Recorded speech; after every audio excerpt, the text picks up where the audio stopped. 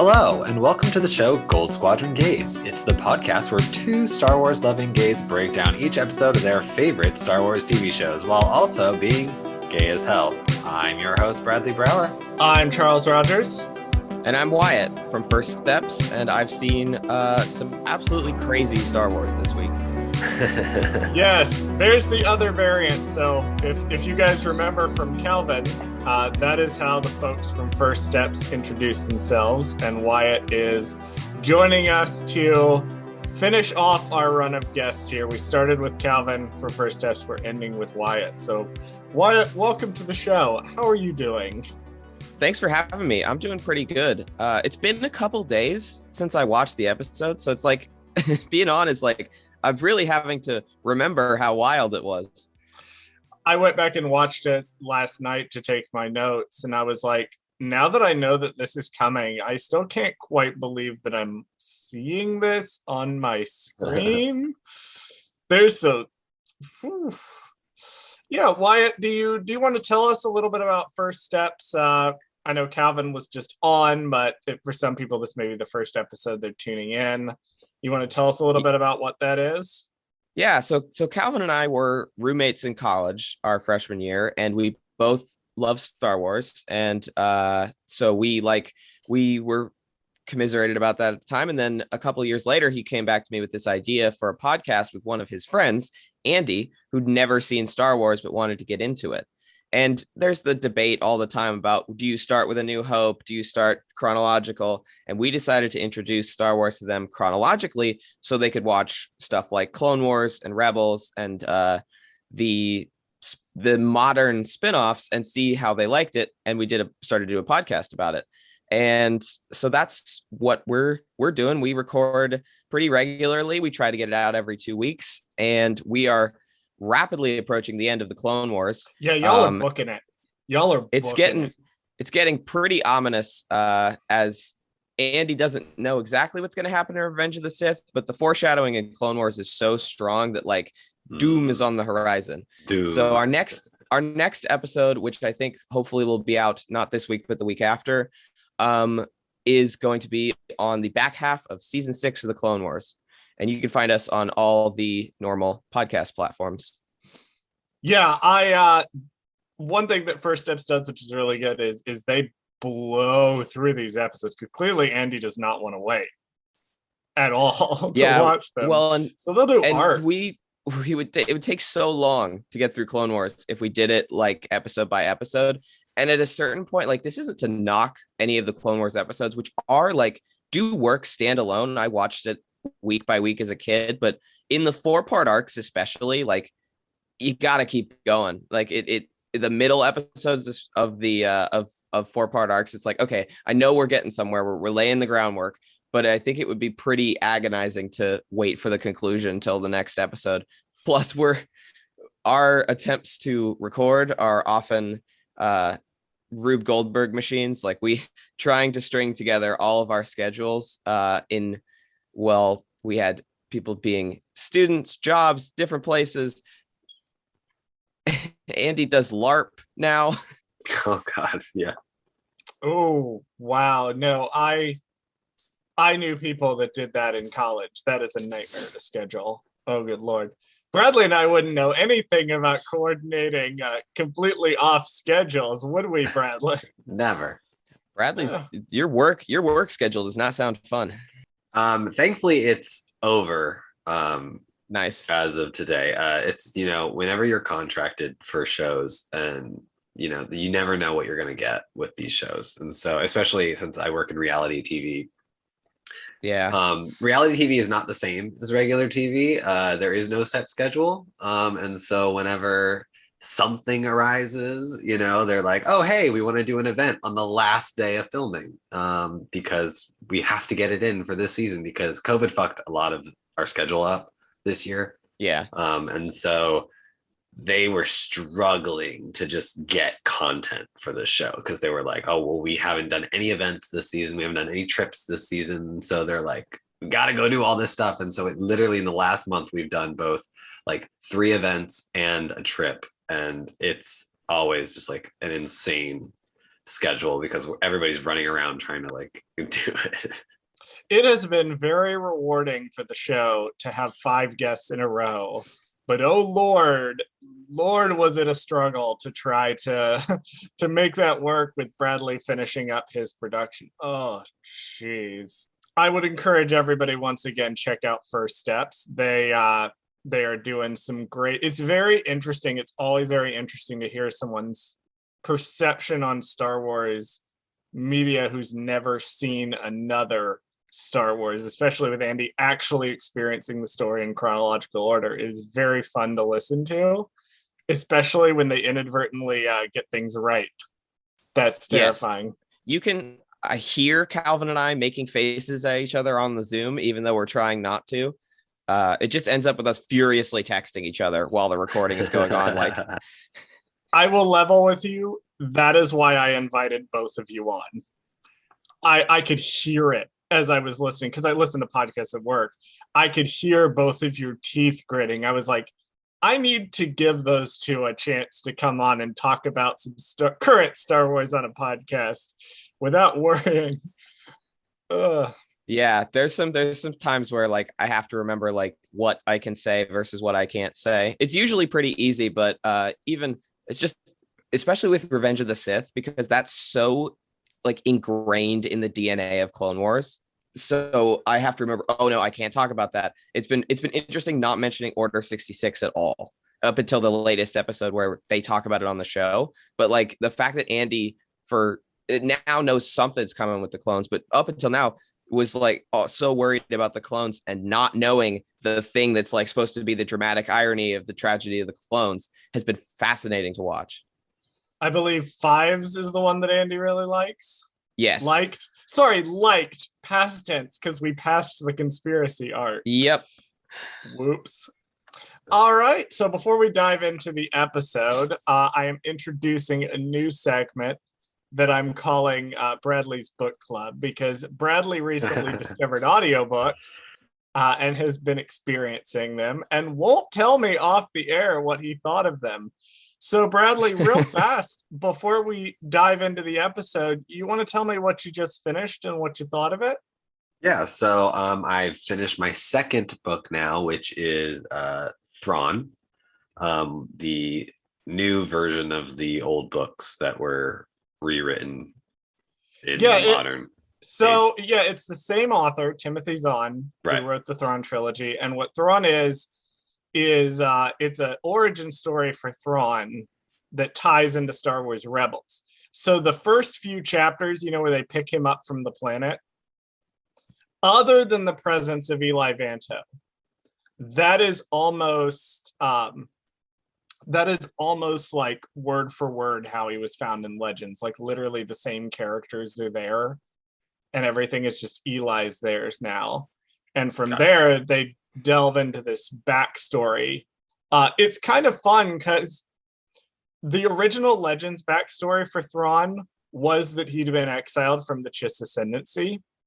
So the twist at the end of the book comes out of nowhere for even Legends fans who were like, oh yeah, he was exiled for doing this and this. You get to the end of the book, it's like, nope, psych, twist. Right. Anyway. He's like, just kidding, I'm lying. Anyway, Bradley, what did you think overall of the gay romance novel you just read? Honestly, I loved it. I don't come at me, Charles, and all those other High Republic fans, but I thought it was much better than the High Republic book. Yeah, eat my entire fucking ass. Now, I feel like your opinion. Congratulations, your opinion is stupid and wrong about books too. I feel like Zahn is like either you love him or you hate him author, and if you love him, his stuff is great. I haven't read the new stuff, but I love the old Thrawn trilogy. My cousins had a lot of the 90s Legends books, and I got like a hand-me-down box of them when I was a kid. So seeing a lot of the Thrawn stuff, sort of the legacy carried on, has been really cool. I love the new books because one, I love Thrawn as a character anyway. I think he's like my favorite character from Rebels to come out of that. And I knew that he was from the books because just of context, people were like, oh, he's from Legends, blah, blah, blah, blah, blah. And this was them kind of reintroducing him. Read me. That was me that was like that. But please continue. Yeah. But I like the books because it gives me more into him. I like there's the side plot of Arinda Price, who I also love as a character now even more. Like I never thought of her much in the Rebels show, and then having this whole backstory that they give her in the first book of like, she's so like ruthless and trying to work her way up the political ladder. Like it makes me want like a show. Like I told Charles, like I want a Thrawn show, but I want it to be a prequel, and I want it to be like all just like West Wing meets like an action kind of show. I just want like a weird political drama. But like so the books you're looking for are called the Ascendancy novels, and you will get there. Because oh boy, do you think Thrawn is like a political book? The Ascendancy novels are something else. Oh boy, I just finished them. Now I'm loving them. So now, Bradley, what are you reading next? Because you wouldn't tell me. You intimated that you were reading something next, but you wouldn't tell me the other day. So I was gonna wait to see, like, because you only get 2 credits like for when you sign up for Audible, so I was only able to get 2 novels. But since I finished the first one, thanks to Hope, they let me in on a little like hint that you can return Audible books, which I didn't know that was possible. It wasn't Hope, it was Mel. Oh, Mel, I'm sorry. Mel taught me that, and they were like, hey, you could just return the Audible book once you're done with it, and I think you can return up to like 6 in a month period or something like that before they're like, whoa, you're like trying to game the system. Mm-hmm. So I returned the High Republic book, and then I just got the second Thrawn book, which is called Alliances. Yes, the Darth Vader team up. So which I thought was so cool, because I'm reading that and they switch back and forth from like present day Thrawn and Darth Vader doing stuff, and then past Thrawn and Anakin doing stuff, which is really cool because the voice actor who does all the voices for all these Audible books, he does a really good Anakin impression. Like I don't know Mark why. Thompson. Yeah, and I'm like, it's like I can hear it. Like I know it's not exactly the same, but it's like I'm like, huh. It's pretty good. It's pretty spot on. Nice. Well, we will definitely revisit this once Bradley has read more of the book. But there is a lot to this episode, and we need to get into it. So much so that I am skipping things that happened this week because we just don't have time to talk about them. Bradley, go ahead and take us into the episode, would you please? Alrighty. This week, The Mandalorian gives Grogu a visit. Ahsoka gives us major Aunt Skywalker vibes, and Boba Fett begins to assemble his army. Wyatt, what's one thing you liked about this episode and one thing you did not? I know this will be hard to pick one thing, but go for it. I'll say honestly, my favorite parts were the return of Cobb Vanth, his 2 scenes with Din and with Cad Bane. And I do love Star Wars as a Western, and I like that they picked the right moment to go full Western, like on the iconography for that scene. So that was very fun. And the part I didn't like was Luke's attachment line. I'll talk about that more. But I was not an amazing fan of exactly how black and white that was handled, even though I think I get what they were going for. And Charles, what about you? So I'm going to roughly paraphrase the thing that I tweeted out after watching this episode. I said something to the effect of, this episode managed to fix the one complaint I had about episode 5 while simultaneously removing my one defense to it. So my one thing I liked, which is going to be the thing that they fixed, I felt like, was last week I said this is a really good episode, but it doesn't tie into Boba Fett's story at all. And I said, you can have an episode without Boba Fett in it, but you need to show the effects that the Boba Fett story is having in the world. It's sometimes interesting to move away and see that from a different point of view. And I didn't feel like episode 5 did that. Episode 6 does that. We see the effect of the Pike Syndicate moving in, which is directly tied to the Boba Fett story, on Freetown. We see the effect on the Sanctuary. We see stuff happening. We get a ground level view of the Pikes just moving in and doing whatever they want. And I do really like that. My one defense of episode 5 was I said, because Den is going to be such a part of Boba Fett's story, it makes sense to take a diversion and really establish where he's at as a character. And that was, I felt, the purpose of episode 5. Episode 6 did the exact same thing for Grogu. And I'm now like, yeah, but why is this here exactly in an extended capacity? Like, I don't want to call it necessarily a knock because I don't know what's going to happen in episode 7. I haven't watched it yet. But for me, watching these scenes, I'm like, okay, we're doing the exact same thing. We're doing an in-depth character study for Grogu and where he's at. But like, why is this here? Why is this not at the beginning of Mandalorian season 3? Right. I don't get it as much. That's fair. Yeah, I agree with that. I agree with that in large part because like it seems like it almost takes the wind out of the sails of Mandalorian season 3 that some of this stuff happened in the Book of Boba Fett show. Like I've really enjoyed the stuff with Din. Like it's pretty much exactly what I wanted to see with him after Mandalorian season 2. If I do think he went back to Grogu a little quick for my tastes, I was hoping they'd give him a little more time adrift on his own. I'm very curious now because last week it was obvious. Okay, we're catching up with Din. He's going to be a huge part of whatever the finale is. How the hell does Grogu play in? What does he have to do with the crime war? He's just a baby. He doesn't care about syndicates and spice. He wants a frog and maybe a lightsaber. Where are we going? And that's not for me necessarily to say that the Grogu stuff is bad, because it's not. It's great. Nor do I think it's unnecessary for the full plot of the story that the whole meta New Republic series is trying to tell. I just don't know why it needs to be right here, right now. I was just going to say, Calvin and I were talking about this week, and he was saying that he would have liked almost for them to have done an Ahsoka Luke Grogu like special episode, like give them, because we have an extended time with them in this episode, like we're talking about, but also a million other things happened. We didn't necessarily give like I think some of my complaints about the Ahsoka Luke Grogu stuff that I'm going to talk about, I think would have landed ironically if they were given more time. And I think it would be cool for Star Wars to just do. I love when Star Wars does new things, and he compared it to the Euphoria specials, where they released character focused episodes during essentially during the COVID delay.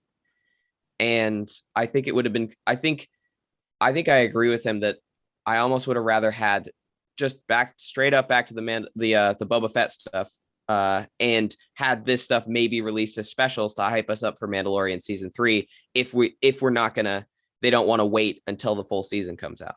Bradley, what's one thing you liked and one thing you did? No, and on that point, I also agree. Like one of the things I liked about the episode was the Ahsoka Luke kind of dynamic on the show. But funny enough, that's the one thing I also didn't like, because I agree. I think that it doesn't fit in quote unquote Book of Boba, because it has nothing to do with Boba. So it's kind of like a weird, like they're treating this almost like, you know, the Book of Boba is being treated right now as like as if it's the Avengers movie. Like everybody's kind of coming back, and you know, we're getting all these plot lines and stuff, but it's like, you know, we're still watching Iron Man 2. Like we gotta finish Iron Man 2 before we can introduce the Avengers. Like it's great and all that you want to have them all in here, but like we kind of need to finish his story. And I think I agree, they would have benefited from just saying, like, we don't have to call it a show, but you can call it like a special and just say it's an hour-long special of The Mandalorian, and it's like episode, 2.5 or season 2.5 of The Mandalorian was last week's, and then like this week could be, or you could have introduced the Grogu stuff at the end of that and made it an extra long episode, and then This episode would just have been the Cobb Vance scene in the beginning, the teaser, and then it would have just been the assembling of Mando and the rest of the group, and then the finale with Cobb Vanth again. That would have been the whole episode, and they could have just stretched it out a little bit more and added a few more things. But I think an argument or a comparison can be drawn to Captain America Civil War. But the thing with Captain America Civil War is that while, yeah, it was Avengers 2.5, everything in that movie, I almost said show, was not a show. Everything in that movie related to Steve Rogers in some way. Everyone was there because of Steve Rogers. Right. Everything was built around Steve Rogers and the choices that he was making. And I feel like with the last episode in particular, but to a degree with this one, the fact that there's stuff in there that doesn't relate directly to Boba Fett or to the broader story that Boba Fett has instigated, which is a key point. These are the things that are causing issues, because like no one's going to complain about the Freetown stuff, even though Boba Fett's not in it, because it directly ties into the Boba Fett story. Whereas the Grogu stuff, I'm like, I love this. This is great. Why is it here? Let's get right into it. Chapter 6 begins with Cobb Vanth confronting a group of Pikes, which ultimately ends in a shootout. He lets one go to warn the Syndicate. Title card, From the Desert Comes a Stranger. Hi, Daddy. Yeah, between the first appearance of Cobb Vanth and this week's episode, I've watched all of Santa Clarita Diet, where Timothy Olyphant is in. That show is so good. I know. So I liked him. I liked the actor. I liked the character the last time, but I have so much more affection for Timothy Olyphant now. Yeah. So it was great to see him again.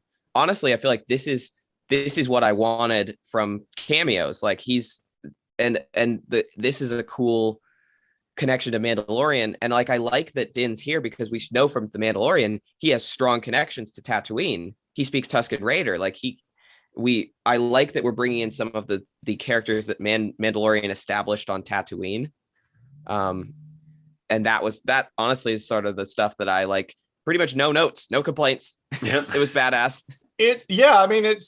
One nice thing about this broad sort of TV show universe that they're creating is they can build off of stuff that they've done elsewhere. And I think Cobb Vanth was just a natural inclusion. He even says, at one point he says, I'm the one tells folks what to do around here, which is one of the lines that he says quite a bit in Mandalorian. So it's nice that we've already established, if you've seen this, you've probably seen Mandalorian season 2. And if you've seen Mandalorian season 2, you know who Cobb Vanth is. So I was happy to see his presence. I love that he sort of in good foreshadowing of how badass Cad Bane's going to be later. He easily wins this gunfight with the Pikes. Oh yeah, narratively, from a screenwriting perspective, it's to set up. If you establish a heroic character as being very good at something, like doing a quick draw, then later you will introduce a villain who is better at the quick draw. Yep. I will talk at some point, I think, about the behind the scenes stuff about this episode that I don't know, but kind of want to speculate about a little. That's sort of what I do on First Steps. I remember all of the behind the scenes stuff because I'm that kind of dork. I love that. I have all the making of books of the original trilogy. But I do have some complaints about it, but I think this was just well done, well executed, really fun. Both Cobb Vanth stuff. I think It Through might be my new favorite way of saying fuck around and find out. Think it through. Think it through. Think it through. You know what's funny is when I was watching this scene, it was giving me how we always talk about the Rangers of the New Republic show / movie or whatever that got canceled. Yeah, rest in peace. Right. It will not be missed unless you give it to Paul Sun-Hyung Lee, which I still think they should do. Well, now that I think about it, I almost kind of feel like you should retool it and make it a Cobb Vanth show / movie, because he is a quote unquote sheriff of the town, but it kind of would make sense for him to I don't know, not necessarily get a promotion, but be like, hey, something happens in Book of Boba that makes it so that I can't be the sheriff anymore of this town. Therefore, Now I need to look to a new career path / thing where I still want to help people. There you go. He's our new superhero cop in space. Instead of Rangers of the New Republic, you do the Avengers, but so you put together. So he's Captain America. So you put Cobb Vanth with Carson Teva is also here, and you could bring in some of the people from the Aftermath books. We will mention Aftermath in depth later on in the episode, and you just shove them all the New Republic people together, and you have them run around the galaxy, and I don't know, do space cop shit. I didn't have a chance to check. I think that's a very similar speeder. It looks like a very similar speeder to the one that they use in Solo: A Star Wars Story. Mm-hmm. I didn't check, but I did want to point that out. Yeah, that and the Major Domo speeder from earlier from the slow speed chase, both very similar models. I would not be surprised if they're redressed versions of the actual set. Oh yeah, I didn't even think of. When you think about it, that might have been a retroactive clue that they were working with the Pikes if they have a speeder from Corellia. Oh, that would make a lot of sense. The Pikes aren't really involved in Corellia, but there's that one guy who looks like a Pike. Yeah. With the dogs. I don't know. Yeah. I think the Pikes are separate, but Corellia, Corellia's in canon is just a mess. So I wouldn't be surprised if the Pikes have a presence there. This is everyone's plug to read the High Republic. Midnight Horizon just came out. It is set on Corellia, and it is wonderful. I did hear about. I was interested. Also, gay. I have not read much of the High Republic stuff. I've read a decent amount of the comics, but that's it. But it's all sounds really interesting. At some point, I will decide, like, okay, I'm getting into the High Republic. My final note for this sequence. So the Pike tells Cobb Vanth that this is enough spice to retire. He tells him it's worth more than his town. And Cobb Vanth's like, well, maybe I'll retire. And he makes the guy leave it anyway. And we see it's this tiny box, like this tiny little box of it that he kind of kicks over. The point was raised on social media, and I have to echo it. If that was enough spice to retire on, how much spice did Trace Martez dump in hyperspace? For that matter, Han Solo. Yeah. When you think about it, this explains why the Pikes were pissed with Trace Martez and why Jabba the Hutt was so pissed with Han Solo. Right. Just even a tiny little amount is enough. Like, yeah. I also think the Pike was like definitely talking down to him as like he's a backwards hick. You don't know what you got. Right. You that's enough to retire on because you live on a dune. We will get another Dune reference later on in this episode. Thank you, Calvin. It did crack me up when it tipped over, and like, because I think that's the first time we've seen Spice on screen in live action. Episode 2. Did we see we saw it in episode 2 because the thing pops open and it comes out, and Calvin, who was on, pointed out that it looks just like the Spice from Dune. Yeah, that's what I thought with this one with the box, because it wasn't a Camtono, it was like it was a wooden box, or like look similar.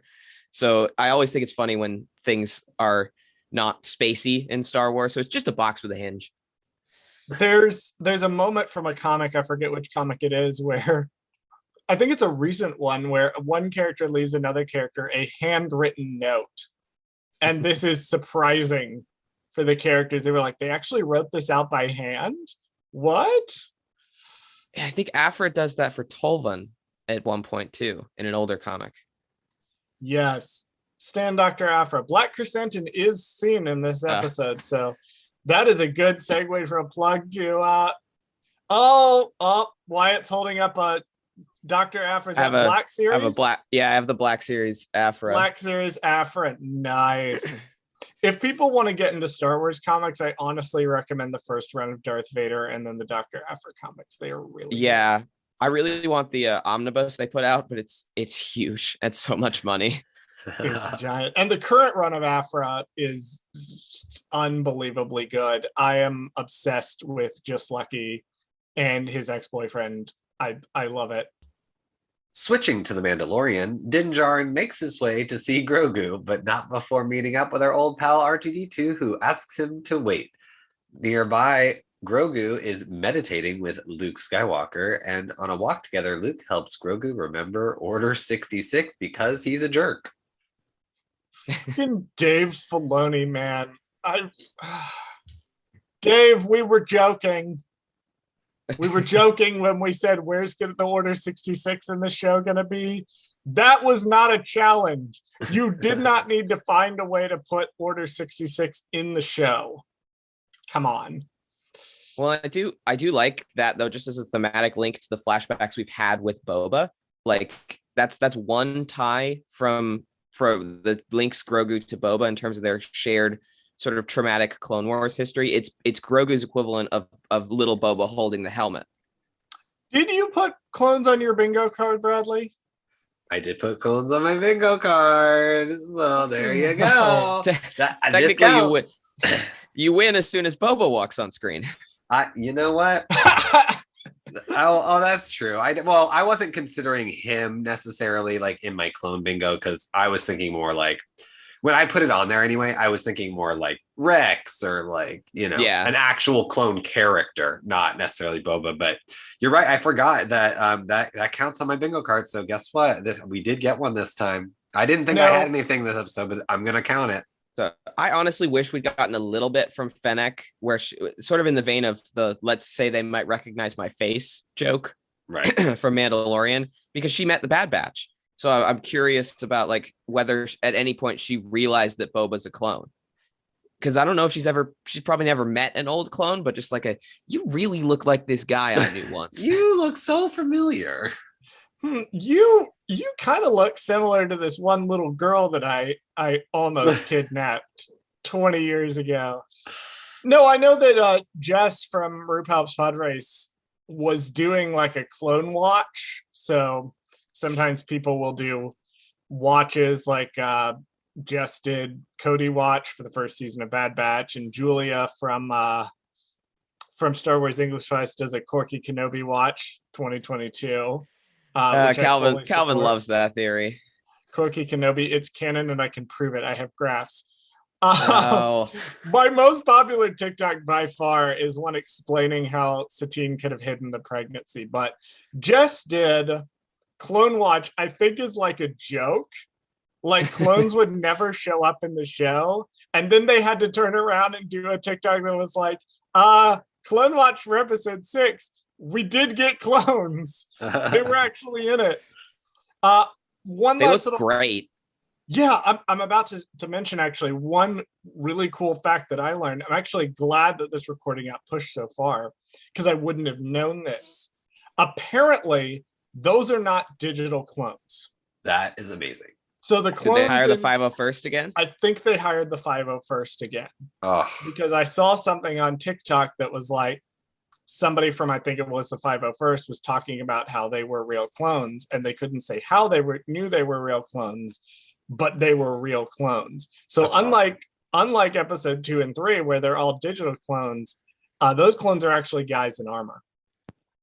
I don't know. It was so good. They looked like the exact way that Revenge of the Sith does the scratches on their armor. Like it was, and I know that's like the 501st whole thing. I thought they were, I couldn't tell. I thought possibly the helmet visors were digital, but that was all I could really tell. I was like, the armor looks really real, but it's tough because that was presumably done on the volume, not a Jedi Temple set. And it's sort of like distorted because Grogu is remembering it and also was a baby. Literal child. I'm gonna put a pin in Order 66 and we're gonna jump all the way back to the start of the scene before we get into some of the fun little details that are in the Order 66 scene. The planet that they are on is, as of present, unidentified. I've seen theories that it could be Agent Kloss, which is the planet from Rise of Skywalker that Luke trains Leia on, and that eventually the Resistance will use as a base to strike out at Exegol in the movie. But there's no confirmation. We know it's the planet that Luke's Jedi school is on because we see it being built. Right. Is that planet ever identified in the Rise of Kylo Ren comics? I do not believe so. Yeah. I do not believe that they identify the location of Luke's Jedi Temple in The Rise of Kylo Ren. Yeah, so we don't actually know what planet that is. It could be Agent Kloss, but I really doubt it. No, it looks different. I will say I never liked that Agent Kloss was where he trained Leia. I think it should have been this unidentified planet, but it always seemed weird to me in the movie. It's like, why are we here again? I thought it was Endor or Keith Beer, whatever we're calling it, the moon of Endor. I thought it was on the moon of Endor, like shortly after Return of the Jedi, but there's a lot about that movie that doesn't make sense to me. R2-D2 is here. Being a dickhead. I love it. Being a dickhead, which is classic R2. Yeah, honestly, it was a little chopper to me when he just shuts down and wouldn't talk to him. Yeah, he's like, no. It's giving Yoda in that he would rather shut off than deal with Mando's bullshit. It's like, yeah, I'm going to sleep now. Bye. I love that the androids build him a waiting room / bench for him to like sit on. Like R2-D2's like, here, just build him like a little bench, and then I'll just like go to sleep real quick, and then he can just wait. R2-D2 legend icon. Yeah. I really love the ant droids. Like they're such classic weird Star Wars. I like that felt very George Lucas that we spent like 3 minutes watching them build a temple with no dialogue. Like it's not, I don't know if it's great storytelling.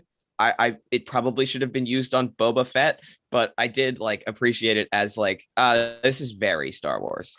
One thing that you can never take away from Dave Filoni is that Dave Filoni gets Star Wars. Like he fundamentally gets what Lucas was doing. And not to draw comparisons because I won't, but not everybody can like really properly mimic George Lucas's style of storytelling and visual storytelling. Dave Filoni absolutely can mimic George Lucas's style while doing new and interesting things with it. It's not just a parroting of it. Dave really understands the fundamentals of like how George approached things, which is really cool. I also love the androids personally. I found the exchange between Mando and R2 very interesting, where Mando's a lot more respectful of R2 than maybe he would be in season 1 of The Mandalorian. It shows how far he's come with droids. Yeah, and the BD droid from last episode too. Yep. He's treating pretty much all the droids with respect.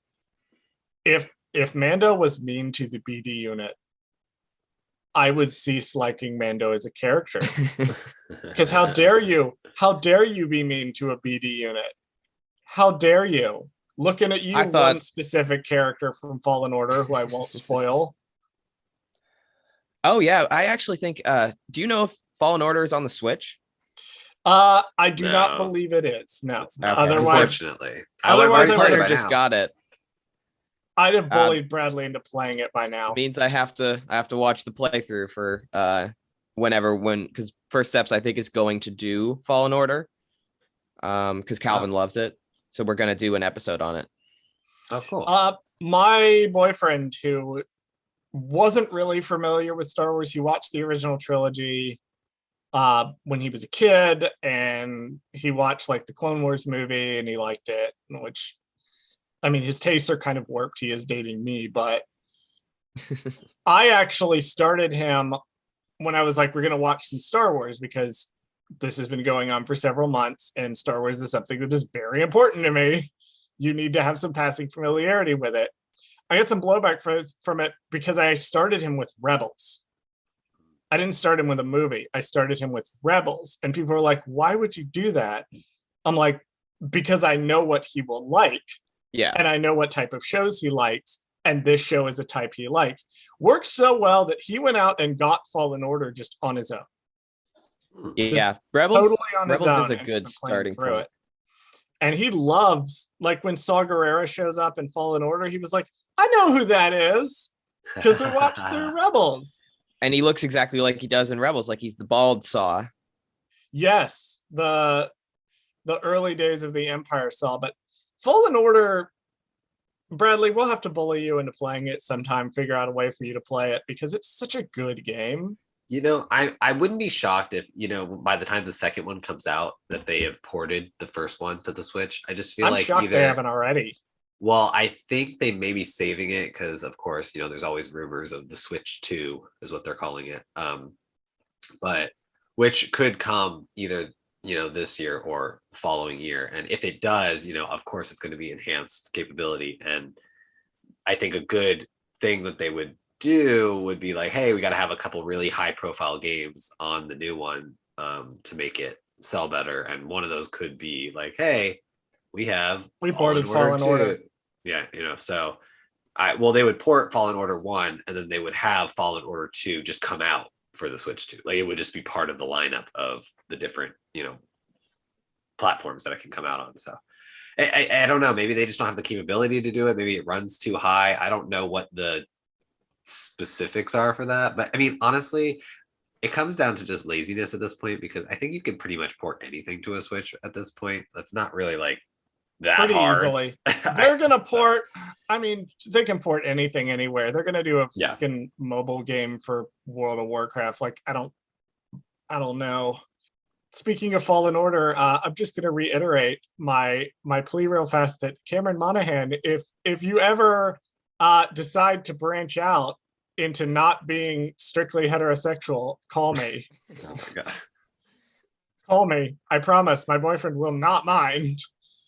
I was gonna say this coming right after the section where you said you got your boyfriend into Fallen Order. Yeah, I'm sure I would get a pass for Cameron Monaghan. Oh, for sure. Fair enough. I do.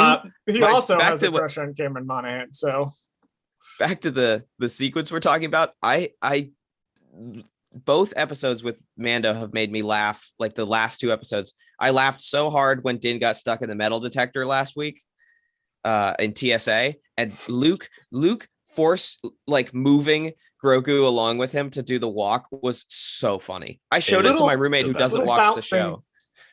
It's just so funny. He's just casually eating him, and Grogu's like, "All right, okay, this is a thing we're doing now." It's because he doesn't walk fast enough. It's hilarious. Like, because we've always talked about how the Mando doesn't really make a lot of sense if Grogu is walking on the ground next to him. Like, it would take hours to like get somewhere if he's walking. He's not like a dog. Like, he can't like keep up with you. So it's like hilarious that like when Luke is walking with him, he's just like, "Oh, I'll just jump you up a few spaces." Well, I think it speaks to one, the difference between Din's relationship with Grogu and Luke's relationship with Grogu, and two, I think it speaks a lot to Luke's character and the central conflict that he's undergoing in this episode. Because Din, the implication is he'll either pick Grogu up or he will slow his gait to let Grogu walk alongside him. Whereas Luke has always been a very impatient character. Like, Luke just wants to get to the good part. He's very impatient in Empire. Yoda attempts to test him on it and he fails and he almost doesn't get trained, and Ben has to intervene to try to advocate for Luke to Yoda. He wants to jump ahead, and that's always been a central part of his character. So with Grogu, rather than slow down, Luke's just like, "No, I'm going to run you along to keep up with me. I want you to keep up with me. I'm not going to slow down for you." And then his frustrations in this episode is like, I need Grogu to commit. I need him. I can't wait for him to arrive here on his own volition. I need to make him choose whether or not to commit to the path of the Jedi. So I think that while this is funny, it also says a lot about Luke's character and also the difference between the two relationships. Yeah. And then immediately followed up with the sort of like, "I will make you remember your past." Yeah. Before we get to that, I have two notes here. Holy shit, Grogu, and holy shit, Luke Skywalker. Oh yeah, I guess we should talk about the reveal. Yeah, we should talk about the reveal that Luke is not only in this episode, but a major part of it. And so the CGI is better. I will say that. Yeah, it's a lot better. Lot better. The guy in the mocap is not Bradley's childhood crush, Maxley Jones, this time. It is a gentleman by the name of Graham Hamilton is actually doing the mocap. I don't like that. Yeah. Sorry, Bradley. Well, Sorry. You got to so see your boy last episode, though. so then my theory there is that they are making him that separate character or whatever permanently. Yeah, he may show up as Lieutenant Reed again. Right. But yeah, it's possible they may have cast Max Lloyd Jones just in case they couldn't get the technology working, and now they know they can. They're casting another mocap actor, but it's a different guy in the mocap. I just want to talk about the voice real fast, though, because I have some opinions about it. Did you notice that the voice was a little weird, Bradley? No, honestly, I think I was in just shock that I didn't really know. It definitely, once you watch it with the knowledge of who is voicing Luke Skywalker, you definitely notice the points where it's not that great. And the reason is because Luke Skywalker is being voiced by a computer program. Huh. What they did was they uploaded, it's called Respoiler, I think is the name of the program. What they did was they uploaded a lot of audio of Mark Hamill, and an AI analyzed it and recreated Mark Hamill's voice. Gotcha. So that's Mark Hamill's voice, and he is credited in the episode. But it is not Mark Hamill actually saying the lines. It is a computer AI that learned how Mark Hamill talks, and they plugged in the lines and it spit them back out, which strong dislike from me. I don't like that. Yeah. The weird thing to me especially is that Mark Hamill is almost as well known. I saw a tweet about this. He's almost as well known as a voice actor as he is a live action actor. I would believe he can do a good enough impression of his younger self that it should be fine. But it just it made the emotional stuff not land for me in a large part. There's points where the computer does get the intonation right, and then there's points where the computer very much does not get the intonation right. And I do agree with you. I feel like it's missing some sort of spark in it that an actual human performance would bring. It's like the uncanny valley. So I thought about Battlefront 2's Luke mission a lot in comparison with this episode, where he helps Del Meeko learn to leave the Empire, and he's played by another actor. He's Matthew Mercer. It was Matt Mercer? It was apparently Matt Mercer who voiced. I was as shocked as you because I've been watching Legend of Vox Machina, and I was as shocked as you. I would need to double check this. This will be the thing Charles didn't research. Battlefront. What character does he do in the Vox Machina show? Because I saw the first episode. He's the DM of the original Critical Role game, and he plays a bunch of characters, right? Bunch of characters on the Legend of Vox Machina. IMDb, why don't you credit specifically who the voice actors played? What the hell? Whatever. I think it was Matt Mercer who did it. The internet is not giving me a coherent answer. Well, so what I was going to say about that, about Battlefront 2, is that I think that is how you write post Return of the Jedi Luke. And part of that, in terms of what we're talking about, is that it's okay that it wasn't Mark Hamill. The voice was, it's passable. You can hear, like, okay, that sounds like Return of the Jedi. And there was emotion in that scene. It's a really good Luke story. And as awesome as it is to see fucking Luke Skywalker on screen with Grogu, after I just assumed he was going to walk off Mandalorian and we'd never see Luke again. If we saw Grogu. He gets a whole arc here. He has a whole character arc in this episode. My thing is, I'm okay with sort of the digitally masking people because there's still an actor under there. Mark Hamill is also still alive. He's agreed to it. Yes. The thing I bring up the example of Tarkin, when they did Tarkin in Rogue One. Tarkin in Rogue One, that's Peter Cushing's face mapped onto another actor. But that was done with the full consent of Peter Cushing's family and the involvement of his family.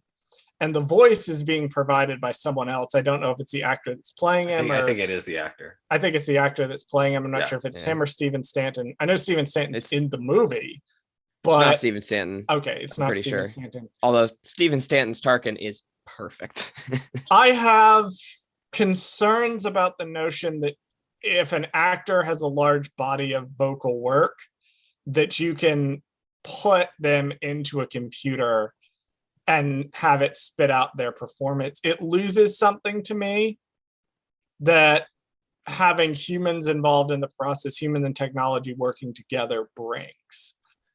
Yeah. It's I'm like not wild about I feel like the volume is very Lucasfilm. Like that's pushing the frontier forward of filmmaking.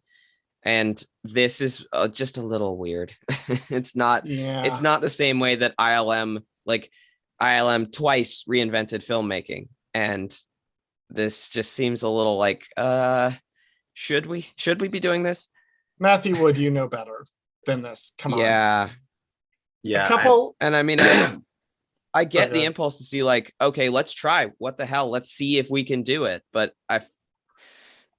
if they're gonna have Luke be in stuff, I'd rather they just get somebody who can do a Mark Hamill or Mark Hamill. Yeah, Mark Hamill's still alive. Right. Like he voiced Luke in the finale of Mandalorian. Like you can get Mark Hamill to do it. There's another Kathleen Kennedy produced, John Williams scoring, Laura Dern starring movie that perhaps people should watch. With the central thesis being maybe just because you can do something doesn't mean you maybe should do that thing. A couple of minor notes before we get into the Order 66 sequence. Luke does a little like head tilt when he says Grogu. That was just very Leia Organa to me. I love that choice on Graham Hamilton's part to do that little head tilt. It also felt very like Luke talking to R2 when R2's being a little finicky. Like that was one of the moments where I believed it was Luke Skywalker, like fully. Luke telling Grogu about Yoda while the Yoda theme plays in the background is everything to me. Like just everything. Like I listened, and the second time I walked through, I went, that's the fucking Empire Strikes Back music when he's talking about Yoda. Speaking of Yoda, okay, let's dive into some of the little details of Order 66. We've already talked about the clones. Those are, of course, the 501st Legion clones, the blue painted clones, which are Vader's fist. Man, Andy's going to be so sad about this. And Andy has to keep reliving it too, because it's going to come up in Bad Batch. It's going to come up in Rebels. It's going to come up in... They're going to watch Order 66 and Revenge of the Sith, the Clone Wars, Bad Batch, Fallen Order, Rebels, like, and now Book of Boba. Like, yeah, I feel like it's my experience right now. So we're in the middle of Wave 3 of the High Republic, and this is a minor spoiler because it's all over the promotion. You can literally not escape this. Phase 1 of the High Republic centers around something called Starlight Beacon, which is a large space station the Republic builds, and it blows up and crashes in. I was trying to mime Starlight Beacon falling from the promo art badly, but it's all over. The thing is, basically all of the events of this incredibly traumatizing moment where many characters die, all of the different runs are culminating in this one moment, but they keep like they're not coming out at the same time. So I keep having to relive Starlight Beacon crash in the Fallen Star and Midnight Horizon and in the High Republic number 15. And now I'm going to have to watch it in Trail of Shadows and High Republic Adventures number 13. I'm going to have to experience this station crash 5 times by the time this is over. And I feel like that's going to be Andy with Order 66. Yep. Agreed. There has been debate on whether or not that is Sindralig in that's defending Grogu. that dies, which is the I didn't think Jedi so. Battle Master portrayed by Nick Gillard, who is the stunt fight coordinator Oh, I don't think for I the knew that. prequels. Yeah, Nick Gillard, who was a fight coordinator or fight choreographer for the Yeah. prequels. He played Cinderella. That's his cameo in Revenge of the Sith. Now, I checked the actual film, Revenge of the Sith, and we do never see Cinderella actually die in that movie. Vader kills the two Padawans, and we hear what is implied to be him killing Drellig, but we never actually see it. However, when I pointed this out on Twitter, someone else responded with, a reference book does confirm that Drellig died. So this is not Drellig. This is just someone with his similar hairstyle. Yeah, I figured that sort of a lot of Jedi have that long They'll hair. have it, yeah. Qui-Gon has it. It's the same thing. What's more interesting is that there's a symbol painted on like the door to the room where Grogu is. And we've only seen that symbol one other place. Barriss Offee's room. Yeah, Calvin and I talked about this because I also saw that on Twitter. And at the end of The Wrong Jedi, we only see her taken out by the Jedi Sentinels after her confession, or the Jedi Temple guards. And it's like Calvin and I were discussing whether she would have ended up in Republic custody or Jedi custody, because Ahsoka was kicked out of the Order and put on trial in the Republic. And so I think it's plausible that if she was in Jedi custody, they just might have kept her in the temple. I believe that it's highly possible that Boba Fett was the one that saved Grogu, and that's going to be the point of the Order 66. Yeah, there's a fan theory. Whoa, that would be, I had not thought of that. There's a fan theory. So we know that Palpatine is kidnapping Force-sensitive children. Right. And we know that Palpatine wants Force-sensitive children. And Palpatine somehow probably also knows about Grogu. So there's a fan theory that the reason all this is going to tie into Boba Fett's story is that he hired Boba Fett to go in and kidnap Grogu. And that was how Grogu escaped from the temple. And for some reason, Grogu didn't end up making it back to Palpatine. Well, that would be interesting too, because Palpatine, even though he was like, he had his master plan, he didn't know exactly when Order 66 would happen. So I think it would be kind of funny if he'd unrelatedly hired Boba Fett, and it sort of just happened to be the day he's like, okay, I got Anakin. Let's do it. We're doing the plan, boys. Let's take over the galaxy. Doesn't tell Boba Fett. So Boba just rocks up to the temple mid-fire. Like, right. What? I appear to have missed something. Yeah, but I was going to say that another theory, which I quite like, is that Grogu was saved by Barriss Offee. Yes. I could. So Dave has been lying about having a plan for Barriss Offee since the season finale. And I'm curious if this is where he's actually going to do it. Or in the Ahsoka show. Yeah, I was gonna say, well, it makes sense if he introduces her in this as like kind of a backdoor. Like, we love a good backdoor pilot on these shows. We love a good backdoor. So I hate think backdoor pilots. It would be funny if she did show up in a flashback or something and then relate her to Grogu. That way, thus tying her into the Ahsoka show, like, hey, she's still around doing something and she has to somehow either help Ahsoka or hurt Ahsoka in her show. Next up, Din is napping on his bamboo bench when he is startled by Ahsoka Tano. He asks to see the kid, but Ahsoka tells him it's probably not a great idea. Din leaves his gift behind with Ahsoka to give to Grogu. Grogu continues his training with Luke, with multiple references to the other movies, and Ahsoka and Luke share some screen time as he asks for her advice. I am going to once again reiterate my plea to our audience that please go and listen to the trans and non-binary people who are uncomfortable with the casting of Rosario Dawson. We don't cover that really here at all because we try to avoid outside stuff, particularly groups that Bradley and I are not a part of. But the last time she was here, I asked people to go and check out some other podcasts with trans and non-binary hosts.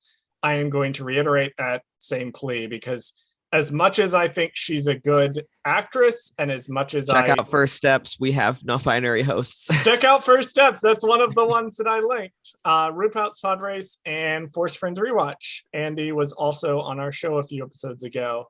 As much as I enjoy her performance as Ahsoka, it does affect people, that this particular choice of casting, and it's important to listen to those people and the concerns that they have had about this casting. Yeah, I mean, that's basically, I liked this, even though I do prefer Ahsoka as an animated character. Her involvement in this episode was, I think, better than in Mandalorian season 2. I thought her, like, Rosario had settled into the character more, but I'm not excited for the Ahsoka show, and I am not.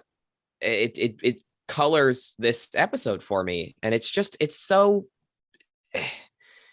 disappointing. This and Cara Dune it's a bad taste in my mouth for this era of Star Wars, and for two characters and Ahsoka, one of the most prominent characters in the franchise, and like she is Star Wars for a generation of people. I'm just so disappointed that it ended up being this way, and it's a complicated situation, and it sucks. I'm not trans or non-binary myself, but my partner is, my co-hosts are, a lot of my friends are, and it's not a fun thing to be reminded of every time one of in my opinion, the best characters in Star Wars is on screen. Also, the Rebels follow-up should have been animated. I will never shut up about that. Yeah, I do agree with people who say that it should have been animated. I get that Dave Filoni wants to do live Ashley action. Eckstein and Meredith Salinger as Barriss. Like, if you're going to do that, give me Tia Sircar as Sabine.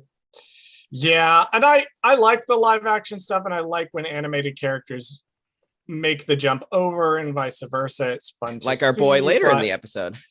But the animation side of things is just as important as anything else. It is.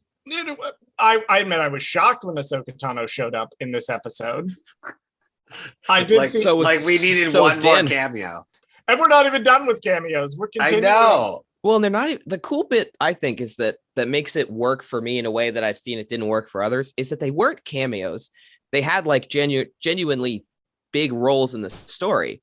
I'm trying to remember what Ahsoka's line. Well, aside from Old Friend of the Family, which is hilarious, she had the quirky side of Ahsoka that Rebels does really well. Like older, wiser Ahsoka, but Ahsoka still like has fun and is a character who smiles. And I saw that here in a way I didn't see in The Jedi.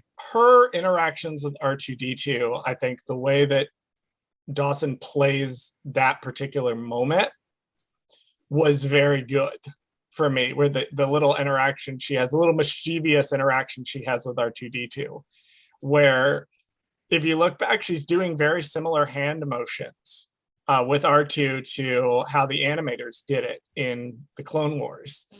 And like, we don't think about the friendship between Ahsoka Tano and R2-D2 as much as we think about Ahsoka and Anakin, or Ahsoka and, Obi-Wan, but that was a very important relationship as well. So for them to interact is awesome. I also love that R2 is a little bitch who's like, oh, you're here to see Luke? Yeah, I'll totally take you to Luke. Hey, Ahsoka. Hey, the dad's here. I need you to stop him. It is an interesting thing, though. I don't know. It's funny that Ahsoka's with Luke. I assume she could sort of sense in the Force that Luke and Grogu had been reunited. I was thinking about how her backdoor pilot in Mandalorian sort of implied that she'd be off doing things and not really Jedi related. And I think it's really interesting that because of Grogu, she went to see Luke. Yeah, I also was somewhat confused why she was here, because she kind of talks to Luke and she's like, oh, I got to go off and do the Ahsoka show now. Have fun doing your episode. Like, them interacting is everything to me. Like, I love the fact that we got to see Ahsoka Tano interact with Luke Skywalker on screen. Even if she was just like, I'm going to fuck off now. Well, and we didn't, it wasn't the play, like, we've discussed before, it's not the place in the Boba Fett show to have that wish fulfillment Ahsoka and Luke scene, but we have an Ahsoka and Luke scene, and we barely saw them talk about their like shared history. Like they was just like she calls him so much like your dad, and I wanted to see more depth, and that's why I want like give me an actor playing Luke Skywalker so we can have Ahsoka tells Luke about Anakin. Yeah, like give me the Ahsoka version of Obi-Wan's speech about Anakin from the very very original movie, and like that's really what I wanted, and we were so close. Yeah, I'm definitely in the camp of let Max Lloyd-Jones just be Luke Skywalker, because at this point, like I will say like Solo is probably one of my favorite movies out of all of them, because it's just fun, like, and they don't care about like, oh, this is not Harrison Ford, this is, you know what I mean, it's not like, you don't have to worry about that. You can literally take that out of your brain and just go, no, this is Han Solo, this is not Harrison Ford. And yeah, I like it. Sorry, my hot take is they learned all the wrong lessons from Solo. But that's what I think what they should do, though, is like Charles has said this before, and it's like, stop being afraid of letting other people play the characters and just do it. Like, just let them play them.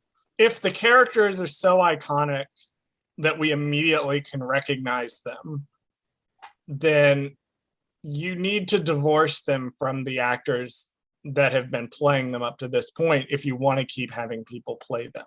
Yeah, well, in Mandalorian season 2, you could have never lowered Luke's hood and we would have known who he was.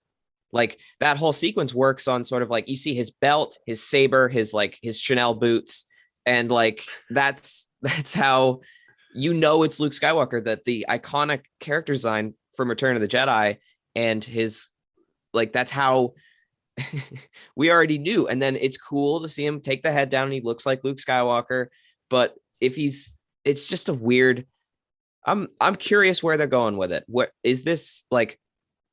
Because it all hinges on what choice Grogu is going to make.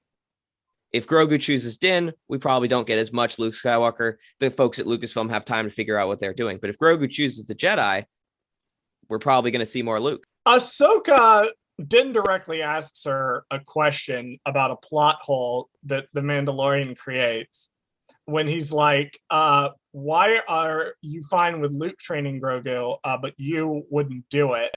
Which I had in my notes here. Oh no, we have to fix a plot hole in Star Wars. That's never happened before.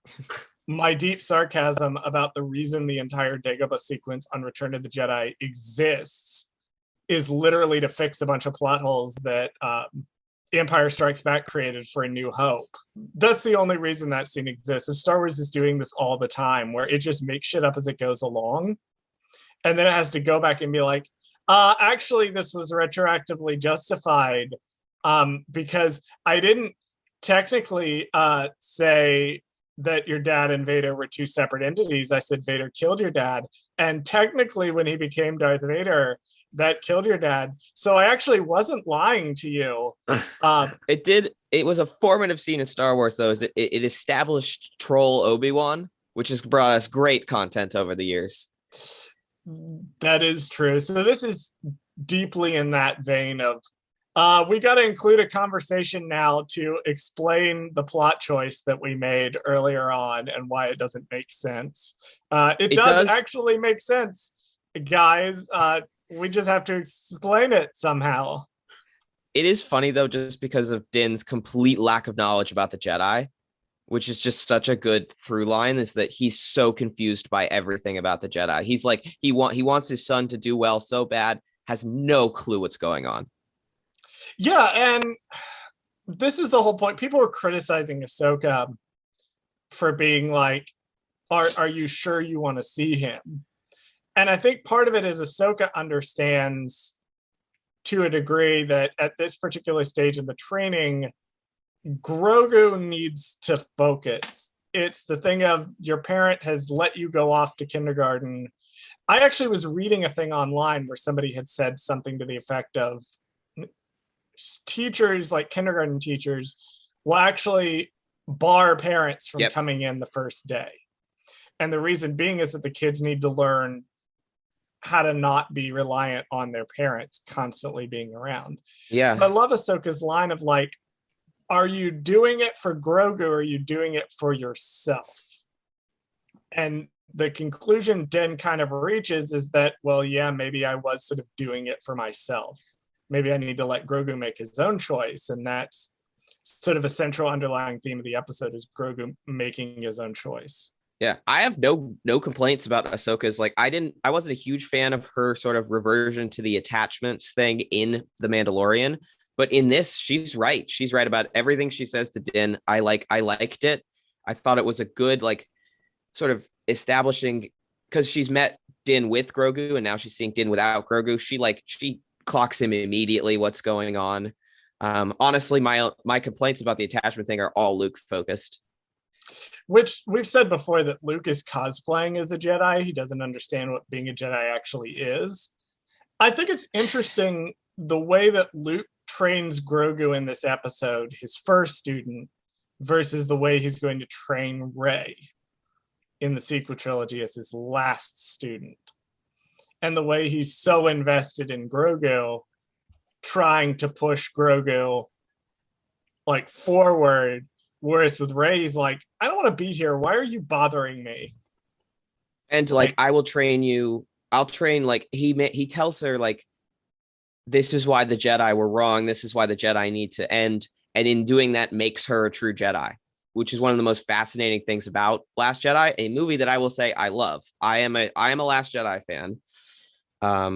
It's not perfect, but it's also Star Wars, and nothing in Star Wars is perfect. It's goofy and silly and fake and in space. And I actually, honestly, that comparison you're drawing makes me like the Luke stuff more.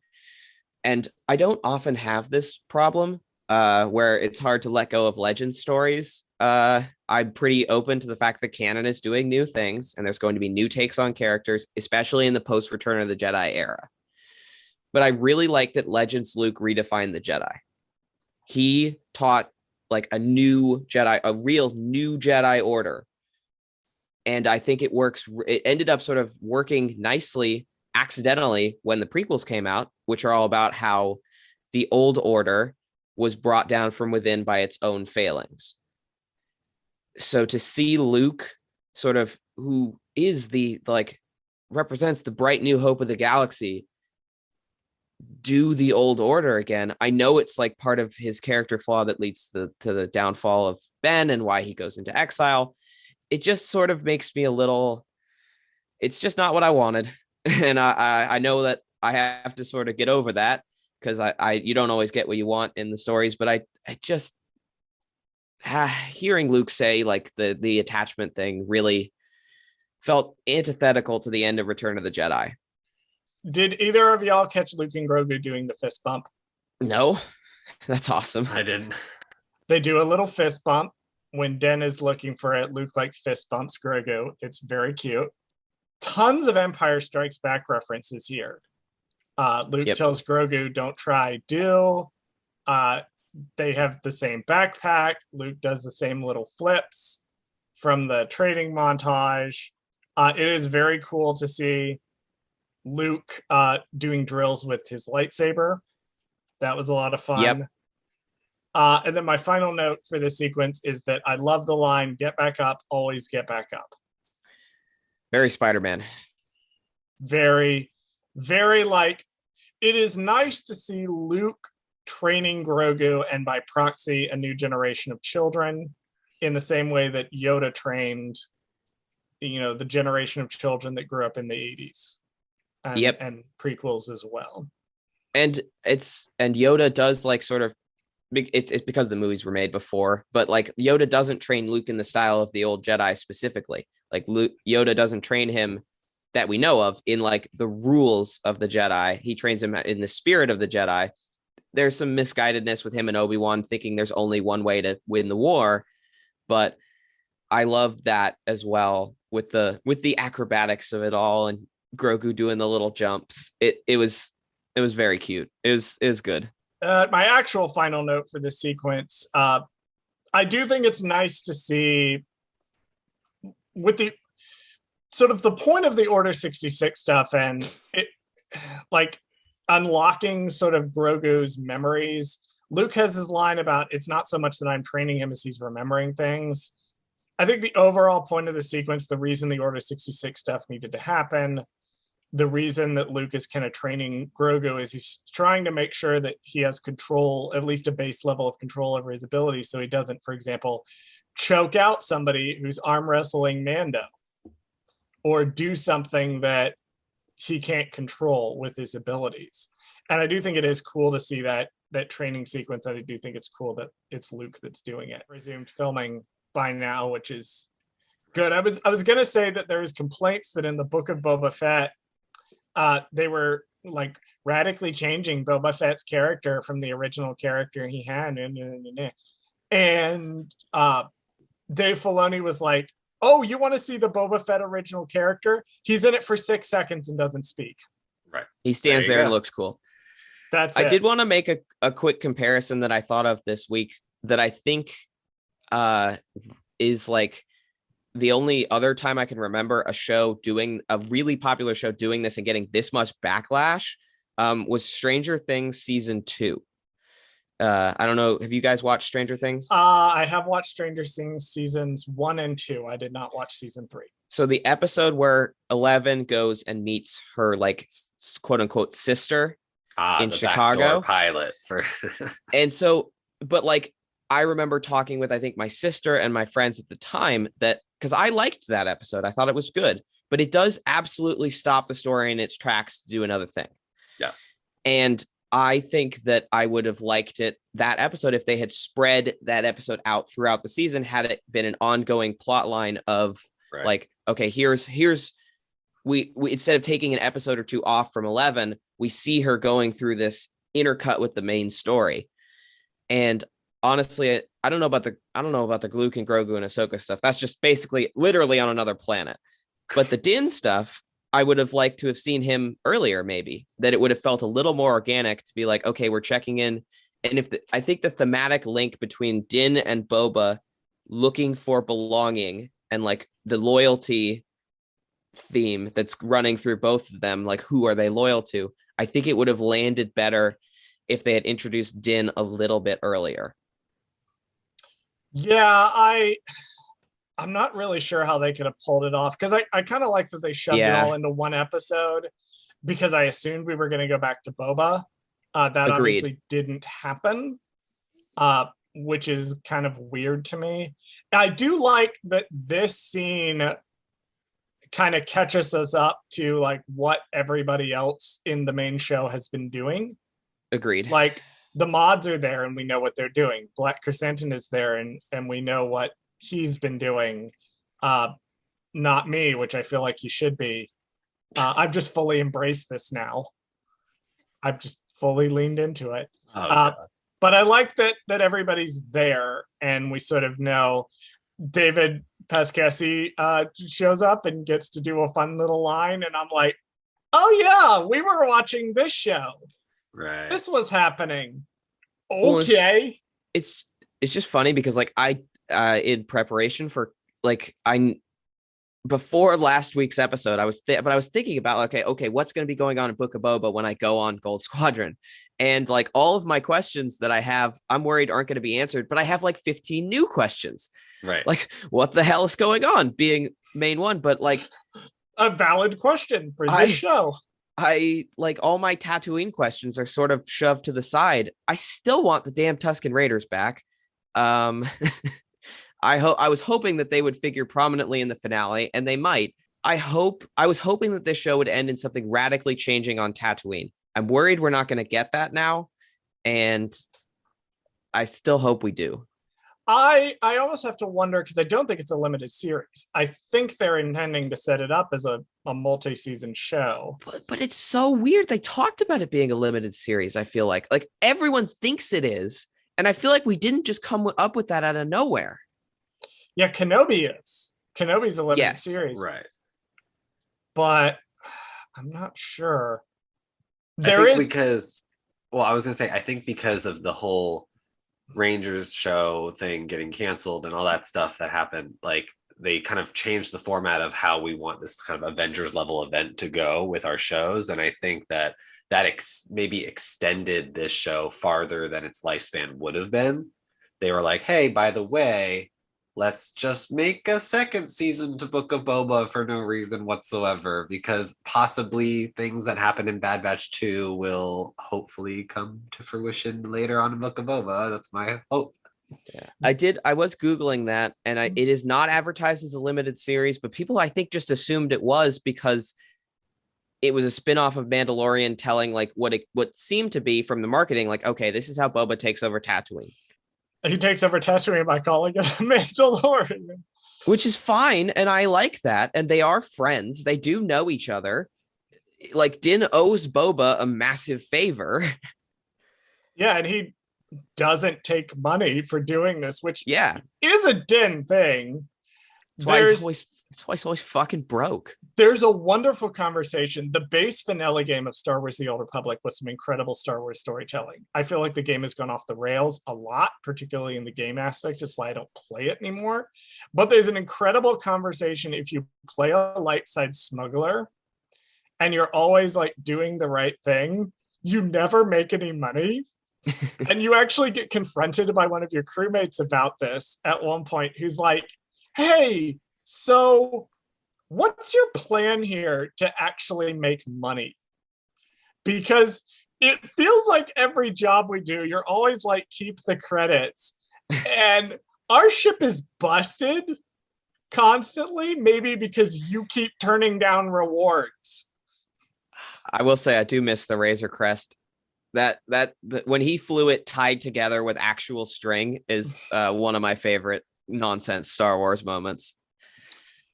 There is an actual fun little reference in this sequence. When Din is introduced, he does a little head nod. This is a reference to Return of the Jedi and Boba Fett's little head nod to Bosch. I don't think Din is standing in the same place as Boba. I would have to No, it's the other side of the room, I think. But it's the other side of the room, but it is a tiny little nod to Return of the Jedi. I also will say I like that Fennec says his name. It drives me nuts when people just call him the Mandalorian. I wish Luke didn't. I'll be honest. I like that. Well, because Luke is the kind of character who learns everyone's name, and I'm a little disappointed that the marketing speak is still going with the Mandalorian. It did used to crack me up when I was watching, especially Mandalorian season 1. Subtitles have the child in capital, like the is capitalized whenever the child Grogu is referred to. And so I liked hearing whether the actor would deliver the capital, would like say the child, or whether just be like, oh, here's a child. There is they really wanted to make the child a thing, and no, Baby Yoda took over because the internet's getting internet. It's so funny that it's funny that like he was such a success in like marketing, and yet their marketing of him was such a spectacular failure. It will never not be funny to me that there was backlash, that there was not like merchandise for the child available, because that's how most leaks happen. Bradley, you're constantly sending me Funko Pop leaks that happen that and like Kylo Ren's face was revealed in a Lego set that got leaked early. So they didn't do anything. I have a Lego Grogu now. I do think it's funny that I remember the Kylo Ren face thing, because in the movie he takes his helmet off and it's like, oh, holy shit, it's Adam Driver, the actor who's playing the character. Right. I think they were trying to go for it. Oh, how deformed is he? And he's not at all, which is the point. But like that was revealed in a Maz Kanata Castle Lego set. I actually have that in this room. I also have it in this room. I'm looking at it right now across the room. I actually have been meaning to move it because I had the figures, like some sequel trilogy figures up with it, but I took them down because they kept falling over. Speaking of Lego sets, I love the Jawa Sandcrawler with the crate dragon attached to it. Such a good like sort of Star Wars moment, because I love when Star Wars introduces the coolest thing ever. It's gone in 5 seconds. So a couple of notes on the actors. We're going to learn about a few actors in this sequence. The deputy is portrayed by a gentleman named JJ Dashnaw. He's a big stunt coordinator, or at least he's credited as the deputy, as Deputy Scott. Deputy Scott is his Deputy name? Scott is the name on IMDb. Now, again, thank you, Pablo Hidalgo. IMDb is not always reliable because it is not filled out by the official productions themselves. But he's a big stunt coordinator. He's been a stunt coordinator on a lot of things. And his boy Scott. His boy Scott. Scott is also a super gay name. Scotty. I'm surprised you didn't call him Scott is also Scotty. dead as hell. He's so dead. Yeah. But he's the stunt coordinator on chapters 1, 2, 3, and 7 of the Book of Boba Fett. Okay. He's been a stunt coordinator on a lot of different things. Came back from the dead to work on the finale. Good for him. He's been he's showed up in a few things, but it looks like mainly he's a stunt coordinator.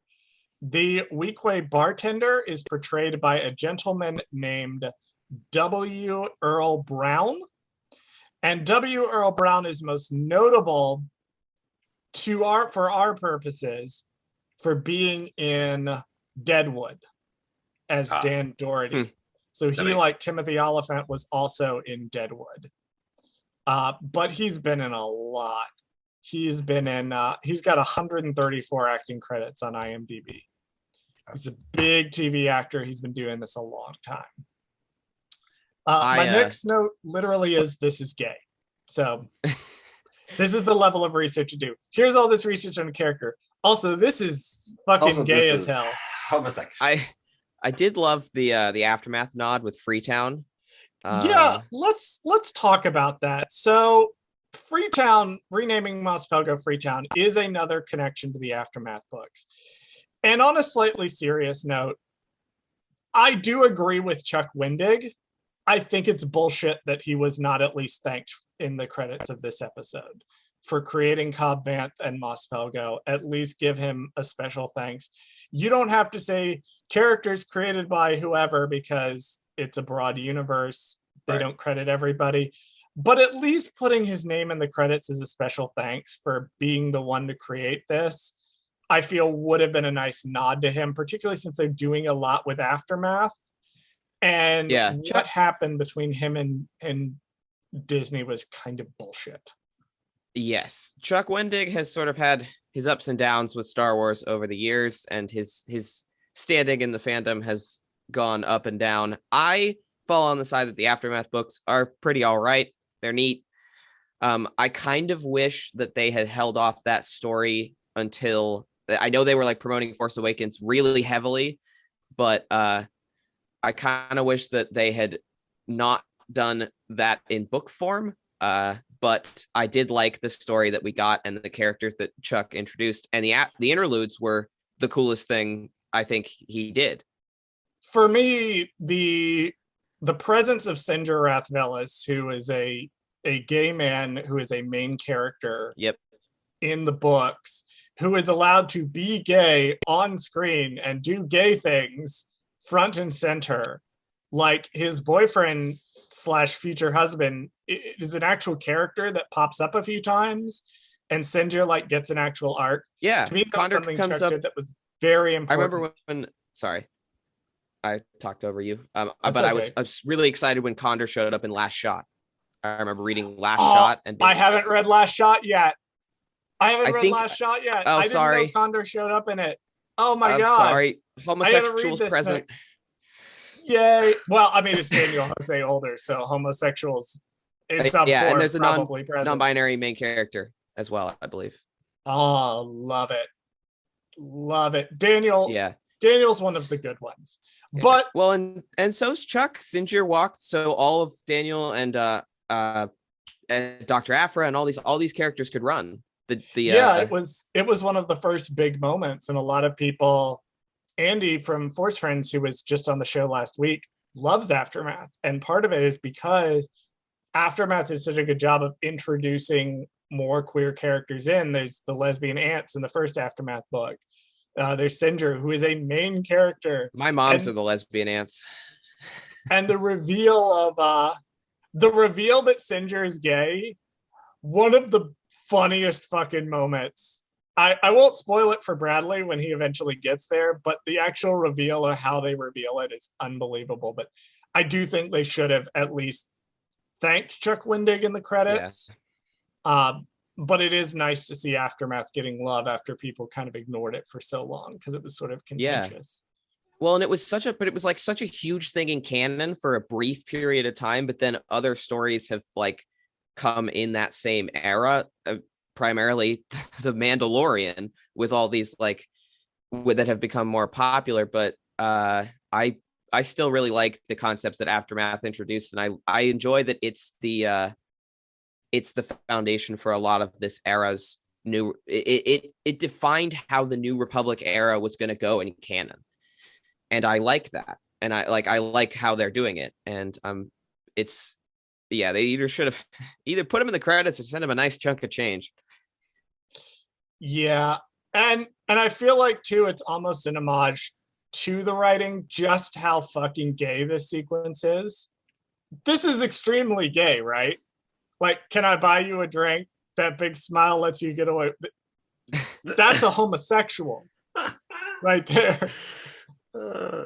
I mean, I don't know if it's implied or anything. I just like my canon in my head. I love the idea that like his quote unquote first deputy is his boyfriend. Like just jokingly, like it's just in my head. It's just like a funny like little thing. And then he's on the side. Nepotism. Right. Yeah. He's just like, oh, the only reason why I hired you is because I thought you were cute, kind of thing. And then I mean, because clearly he's not very good at his job. Yeah, he doesn't listen to him, and then he gets shot by our boy Cad Bane. From the desert comes a stranger. The title of the episode. Finally, we get to the title.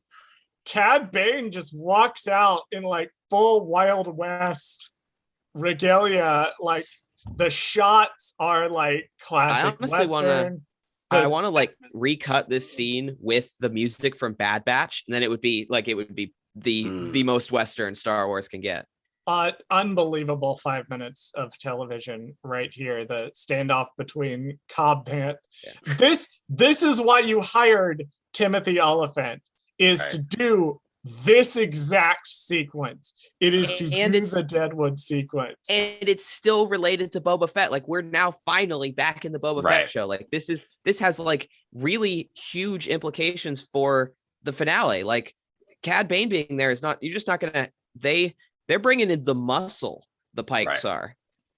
Yeah, they brought in, like, I was shocked, A, he's still alive. B, he looks like he's old, but he's holding together. I will say looks like he's rubber. Well, the original Duros mask was rubber. Yeah, I know. I will say on that note, I do really love the design of Cad Bane in live action. Yeah. There's controversy.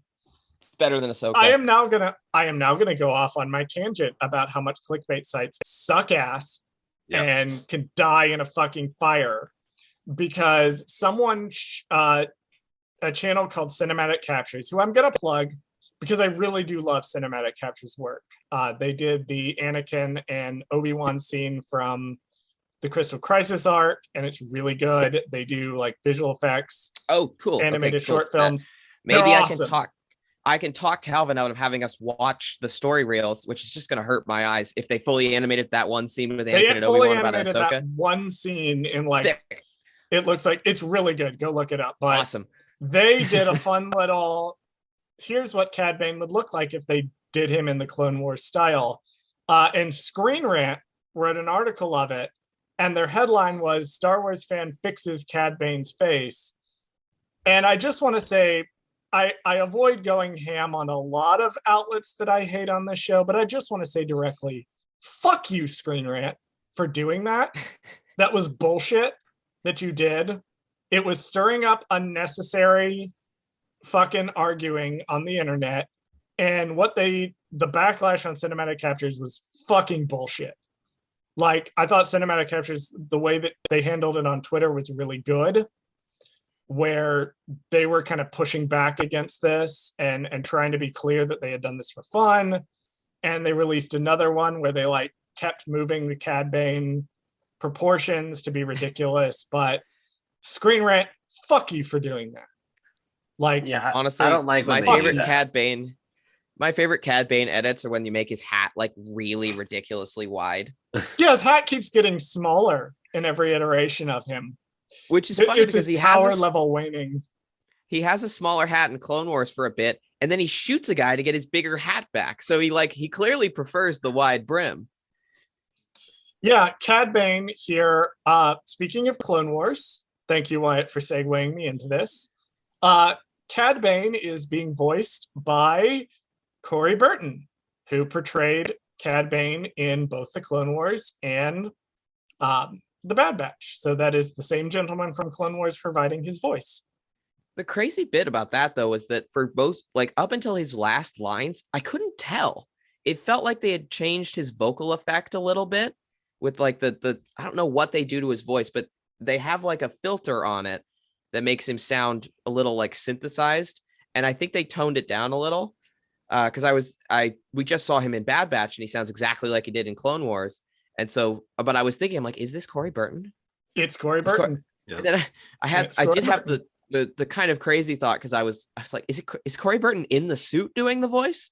But no, Corey Burton is an older gentleman now. But Yeah, really, really awesome. Like, did not expect to see Cad Bane.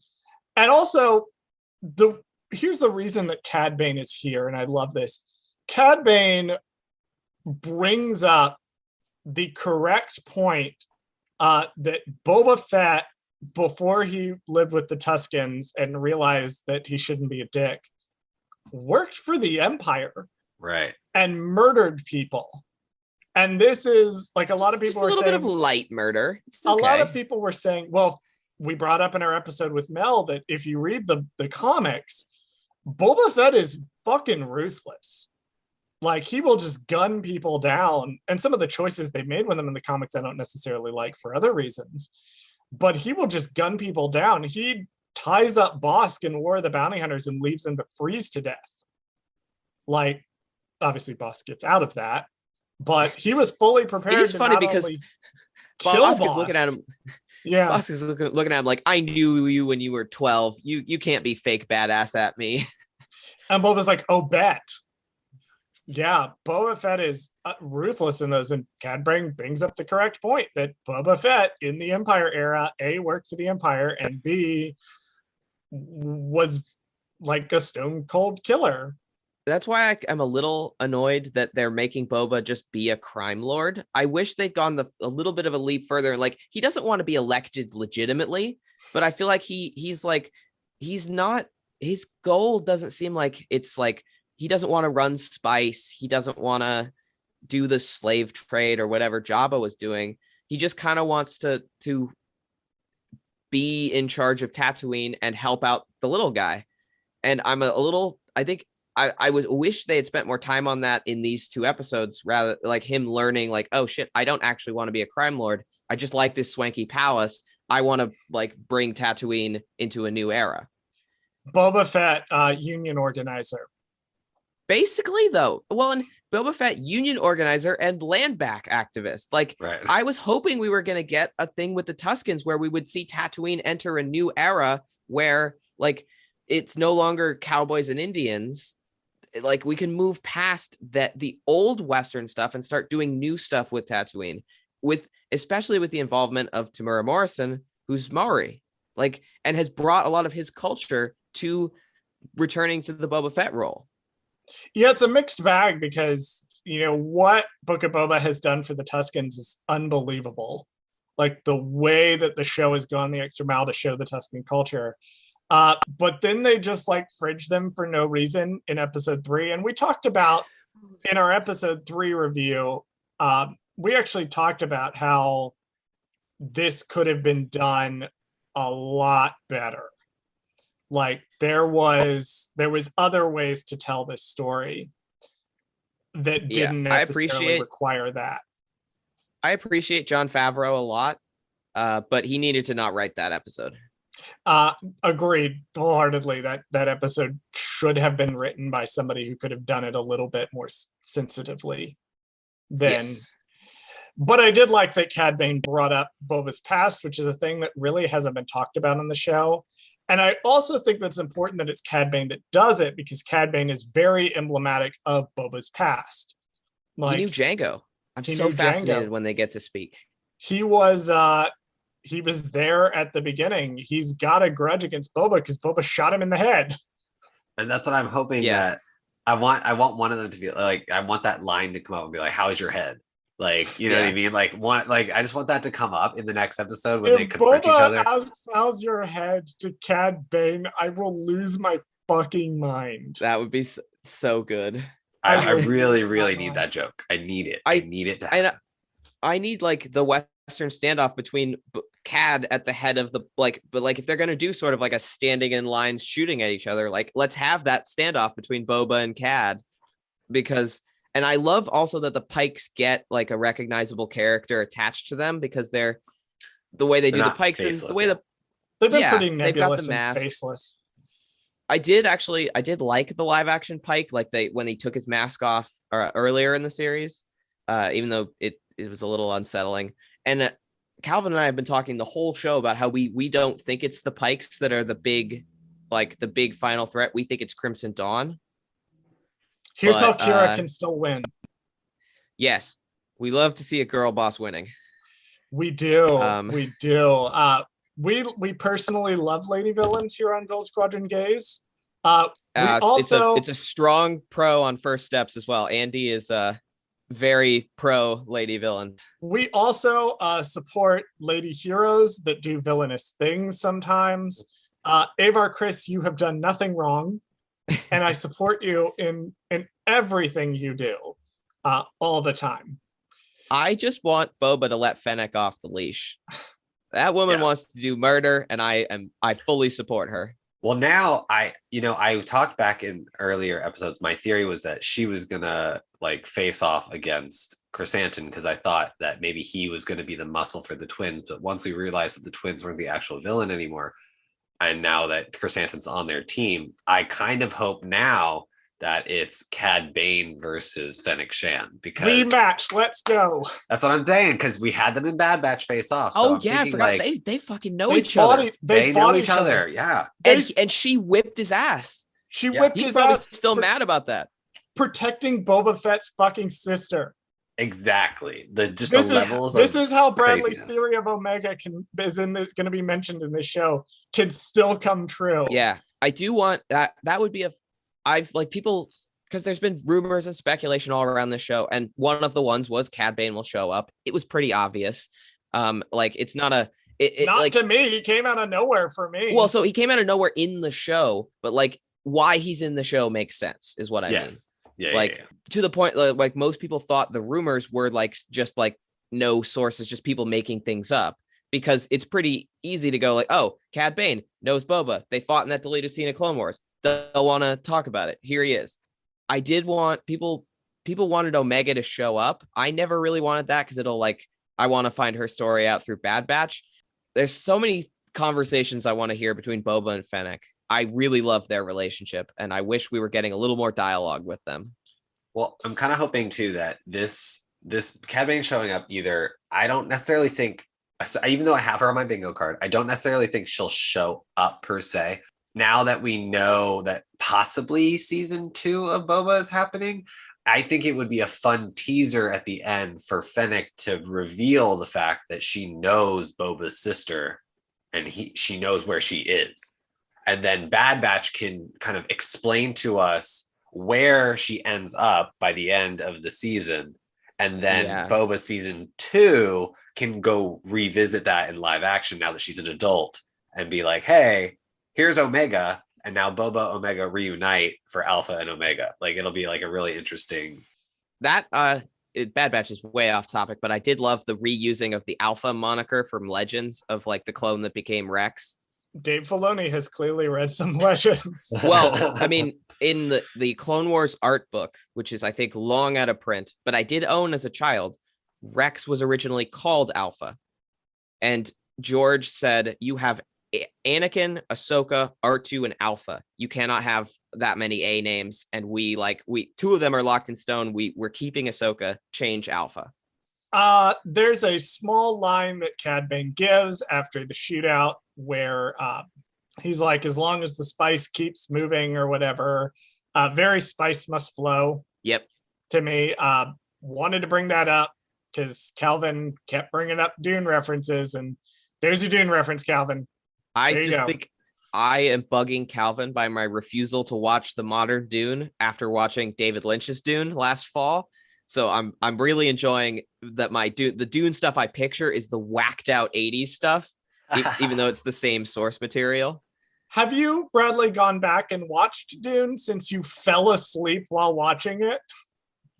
Which no, I will not let you live down, by the way.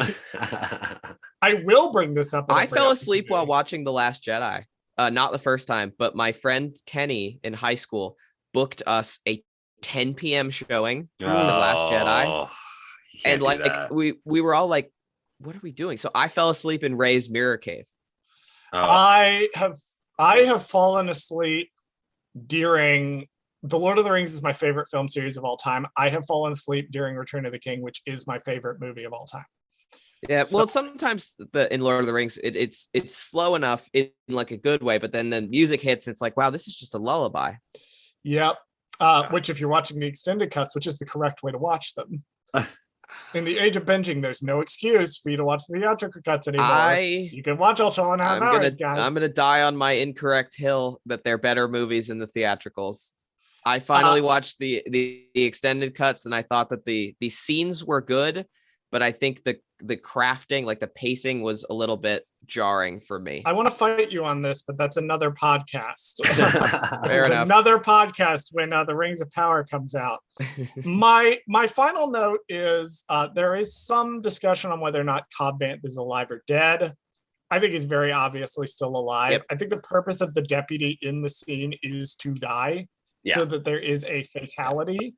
He gets shot in the shoulder. There's dialogue that... The same as Hunter. Yeah. It's the exact same scene. There's dialogue that implies that they need to get a med pack, that they need to get him inside, that there's obviously still a chance to save him. Like, I think it's pretty obvious that they didn't kill off Cobb Vanth. Cobb Vanth is going to show up real hurt to Boba's palace and be like, holy shit, guys, there's this really scary looking blue dude. Yeah. I will say, so we were talking about Cad Bane's live action design, which I agree, very good. His teeth were unsettling. I know that's what Duro's teeth look like. I know that's like been his design, but okay. So I was having a conversation with Chris from Dark Side Divas, because who else would I be having this conversation with, about sex with Cad Bane? And I gave to the that's a strong start. Your eyes at me, Bradley. That's a strong start to this sentence. The theme of this coverage of Book of Boba has been Charles is a monster fucker, actually.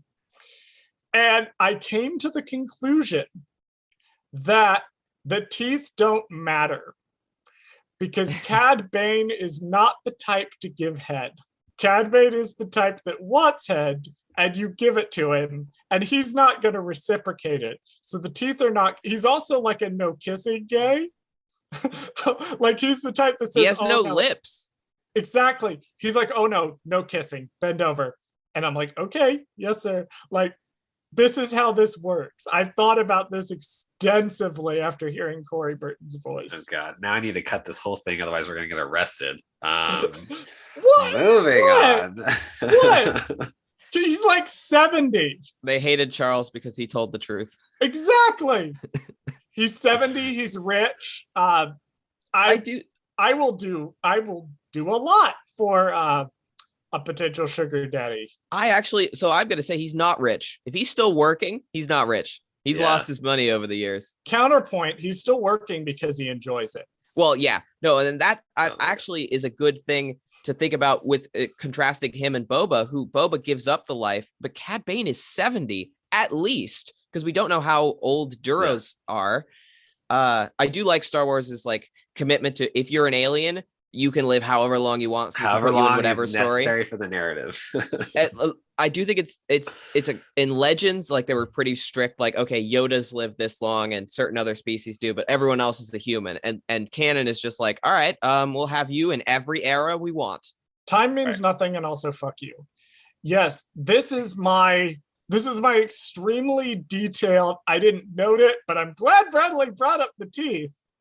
This is my extremely detailed, here is how sex with Cad Bane would work. You're welcome, no one. The hat stays on during sex. The hat also stays on during sex. One last thing, because we need to move on. Yes. Where is Toto? Not Dead animated. again. Dead again. Dead again. Cad Bane shot him 30 years ago. I'm like, where is the little robot? He needs to. I thought when he was walking out in like the desert, I thought like Toto was gonna kind of like walk behind him, like walk right out from behind him. I think they No. probably decided Toto's design is too stupid for live action, honestly, which Or I they- don't agree with. But Or they didn't want to detract from the scene itself. although they Probably. put the bunny droid in, so anything is fair Anything can game now. happen, right? Well, maybe he'll Anything show up goes. next week. Maybe he'll show up next week. We cut to the sanctuary where some pikes come in to enjoy some libations. They set down their Camtono at the booth and purposefully leave it behind. Garza is kind of confused when they leave, but suddenly realizes it as a bomb explodes, destroying the sanctuary. Rip Garza Flip and Figurin Dan. That's a real shame. Max That- Rebo lives. Max Rebo lives. Max Rebo is not He's in not this in the scene. scene. He And is they do not in make a this point. scene. They make a point of Well, showing and- every band member. So They're- Except him. He's not Well, and- there. John and Dave are exactly the type of dorks where that was on purpose. on Mhm. purpose. He had the Yeah. night off. They were like, oh, you know what? He has to go home to his family once a year to mate or something. Like, so he wasn't there that night. Like, Max Rebo like has a sixth sense and like knows when an explosion is gonna happen and make sure he's not in the room when it happens. I am slightly disappointed. I'm looking forward to supplementary material that explores Garza Flip. yeah, Because I love her character. yeah, I feel like there's a lot there that didn't get explored. I don't necessarily feel like this is a fridging instance because it's not just for man pain No, that there's they I mean killed her off. Boba there's Fett a doesn't point and really it- give a shit. Yeah, there's like, a he point gives and a it has shit. an impact. He gives a shit because like he liked her, but he also like he knew she was important. Her establishment was important. It's not like if they kill Fennec in a dumb way, that'll be fridging. But Mhm. Or the Tuscans kind of are fridging Yeah. in the sense that they are killed off specifically so Boba can be sad about it. And Although that we doesn't didn't- really affect the we overall didn't plot. see the one Tuscan we know as a lady's body, so not fridging that's in what I the said. traditional That is in the, true. the strictest sense. But I agree with you that in spirit, it's they're killed It's to move the very story much. Yeah. along.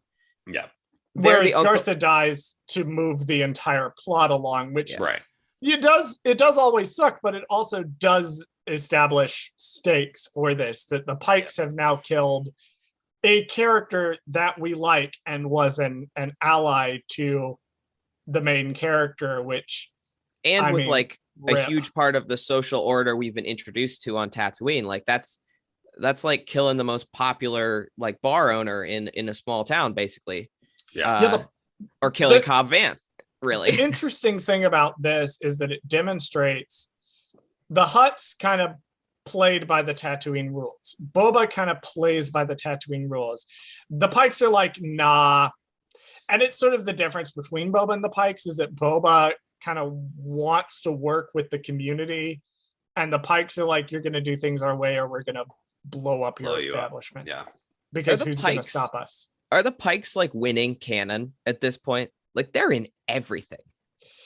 They just love the Pikes. It's- The Pikes in Saw Gerrera. They just love the Pikes. And both are George Lucas creations, like for Underworld, the Yes. original. And I get that, but it's just so funny because when they're introducing Clone Wars, they're just like, there's some weird looking aliens. Clone Wars does this every other week. And now they're in Solo. They were a huge part of new Clone Wars. I'm honestly shocked they weren't in Rebels. And now they're here. They were in Mandalorian. They're just everywhere. One tiny little note about this sequence, you can very clearly see a prominent scar on Garza Flip, particularly when she turns around in the moment before the bomb goes off, which A+ acting on Jennifer Beals, by the way. Yep.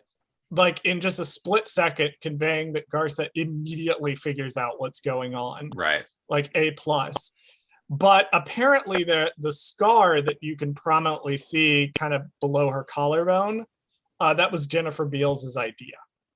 She wanted us to see prominent scars on Garsa Fwip that would add a little bit to her backstory.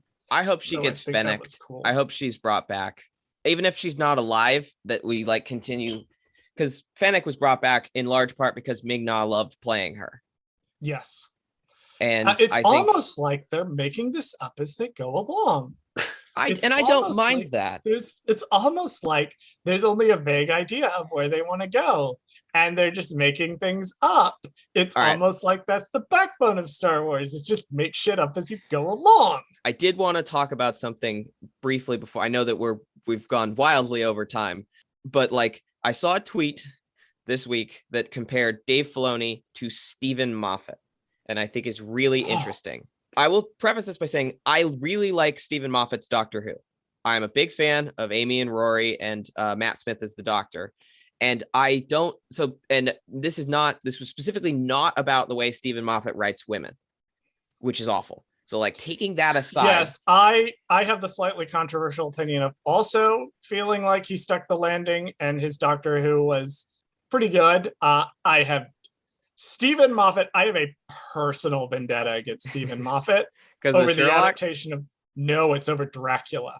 Gotcha. That was Stephen more recent, Moffat right? Stephen Moffat and I are going to throw hands over his adaptation of Dracula. But please continue with your. Well, so your the only reason I find this really interesting is that it in this metaphor it makes George Russell T Davies, which I think is sort of interesting as like the guy who did because Stephen Moffat he takes over for the really well-regarded creator. His stories were like always implying that they had a big plan, and often it was sort of made up as it went along.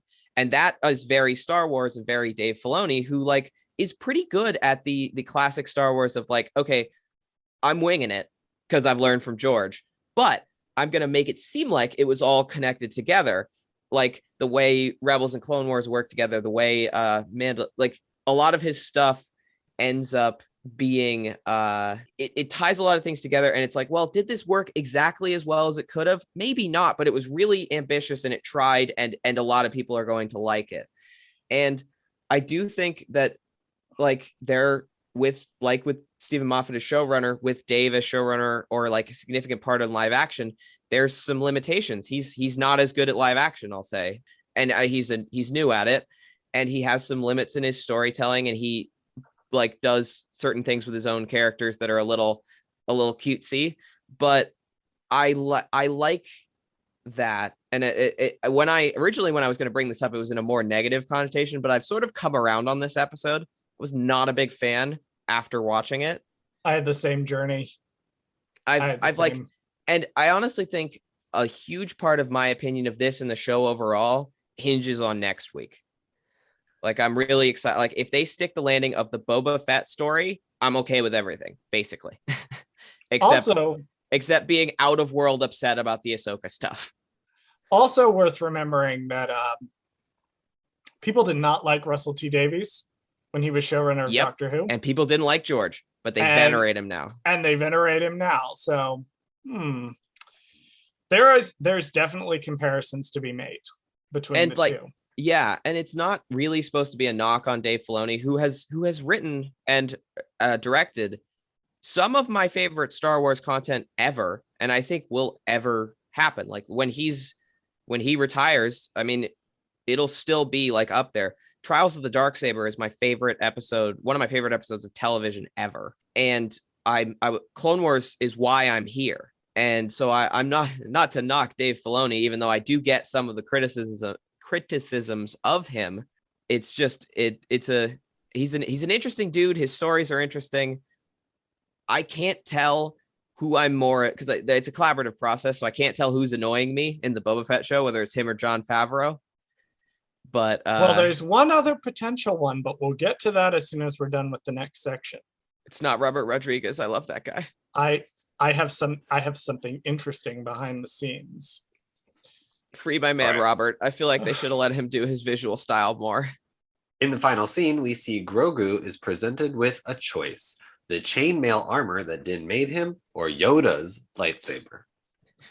The fucking mithril shirt. Yeah. Does he Speaking of Lord of the Rings. Does he choose the drip or does he choose the Jedi? I do want to talk about Yoda's lightsaber real fast. Because it's been a point of contention whether or not that was a retcon. It is implied in the episode to be the lightsaber that he lost in episode 3. However, we see what appears to be that lightsaber destroyed in the Charles Soule Star Wars run of Darth Vader. We see what appears to be that lightsaber tossed into a furnace. A reference book also confirms that that specific lightsaber was tossed into a furnace by Mas Amedda and destroyed. However, yet another reference book shows that at the time that Luke visited Yoda on Dagobah, he did have another lightsaber. And I saw someone on TikTok raise the excellent point that Yoda trained Ahsoka in Jar-Kai, which is the use of 2 lightsabers. So the implication, and both Charles Soule and Matt Martin have sort of said this on Twitter, is that Yoda had at least 2 lightsabers. It's another connection with only him and just used Palpatine in one. that fight too. I enjoyed the Yoda Palpatine comparisons in Revenge of the Sith, just in terms of like literally how they like fight each other is very similar. And maybe it was Yaddle's lightsaber. Got chucked. Maybe it was Yaddle's lightsaber that Or- he just stole because fuck or Yaddle. Evan Peels. The thing with me is that when you see a little, what appears to be a continuity error like that, I think Star Wars fandom has this terrible habit of assuming it's an error rather than trying to fill in the gap, which I've said before, Star Wars is a mythology, not a history. It's not all going to line up. Hello, Canon Comics and The Bad Batch showing Kanan and Order 66 two radically different ways. I did just want to bring up the slight lightsaber discussion because I find it interesting. It doesn't make it makes more sense than the how Maz ended up with Luke's saber. Yeah, we sort of have an explanation on that now, but Do we? Nice. Ugnaughts find it in the current run of the Star Wars comics. So Sure. presumably got from them to Maz Kanata Occam's somehow. razor, I guess. Let's talk about Luke making Grogu choose Boo. between being a Jedi and being a Mandalorian. I have in my notes that it's incredibly hypocritical and messed up that he's going to make Grogu choose. But I also see where his thought process is in that the whole episode, he's been like, I don't think Grogu's heart is in it. I don't think Grogu is going to be able to commit to the Jedi training. And he needs to commit in part because the time it's going to take to train him, he's going to outlive Din. So he either needs to be committed to this or he needs to go back and spend time with Din. It's a complicated situation. Right. I mean, for that matter, wish- he's going to outlive Luke. And I think Yes. Luke's worried about that. Yeah, Because he wants to, like, if he wants Grogu to be like able to be stable by the time Luke dies, basically. Right, to even continue his forgetting legacy, the Din yeah. stuff. I get what they were going for here. I wish the writing was a little tighter so that it was clear that it's not just like it's a choice between man, I just wish they didn't use the attachment rule lines. Like I get, so Ahsoka having problems with that makes sense post her duel with Vader. She just found out Vader was Anakin and like does the world between world things. That's pretty recent for her. Her emergence after that. So her world has been rocked by finding out that Anakin was Vader, betrayed everyone. So her radically rethinking what she thought of the Jedi rules makes sense to me. Luke, his character arc ends in the original trilogy by saying, I am a Jedi like my father before me. How the hell did we get here? well, I think that's the problem. Is I've said before that Luke is kind of cosplaying a Jedi. Like he Yeah. got a few weeks of Jedi lessons, but he doesn't have the necessary level of training to really understand what this attachment rule and things like that meant. And I think it leads very nicely into the supreme fuck up that he's going to make. Yeah. That in his arrogance, you know, he talks about in The Last Jedi, in his arrogance, he believes that he's doing the right thing, and it turns out that he's making catastrophic mistakes. We see him taking Grogu away from Den, which I think was a mistake. We see him leaning so hard on the Jedi dogma. Never listen to the armorer. The armorer is absolutely full of it. But we see this reliance on Jedi doctrine that he is eventually going to lead him down to the path to where he's going to fuck up with Ben Solo. Yeah, I get that. I don't know. I kind of wish we got to see like Luke the hero a little bit here. I love flawed Luke. And especially to me, if Grogu's path is to choose Din, like I wish Luke was more compassionate in his choice or in his presentation of the choice. No, I don't like how he's giving him a choice, because it's one of those things where like Luke is only making certain rules now because he's trying to think of the longevity of his quote unquote school that he's trying to make. And then he'll change his viewpoint once he kind of gets it going, and then Ben kind of turns on him and stuff like that. He realizes like, oh shit, I wasn't supposed to do things exactly the same, because that's how the first one got fucked up. And so I don't know why he's not like realizing that now versus later. It's kind of one of those weird things. Like he's like, no, I don't want to do everything the same, because I didn't even do everything the same. Like I've never understood why Luke doesn't connect to the fact that like he didn't receive proper training. He didn't receive the same thing that regular Jedis do. He is the first person in a long line of Jedis who was never trained the right way, the proper way that they deemed the right way back in the Republic era.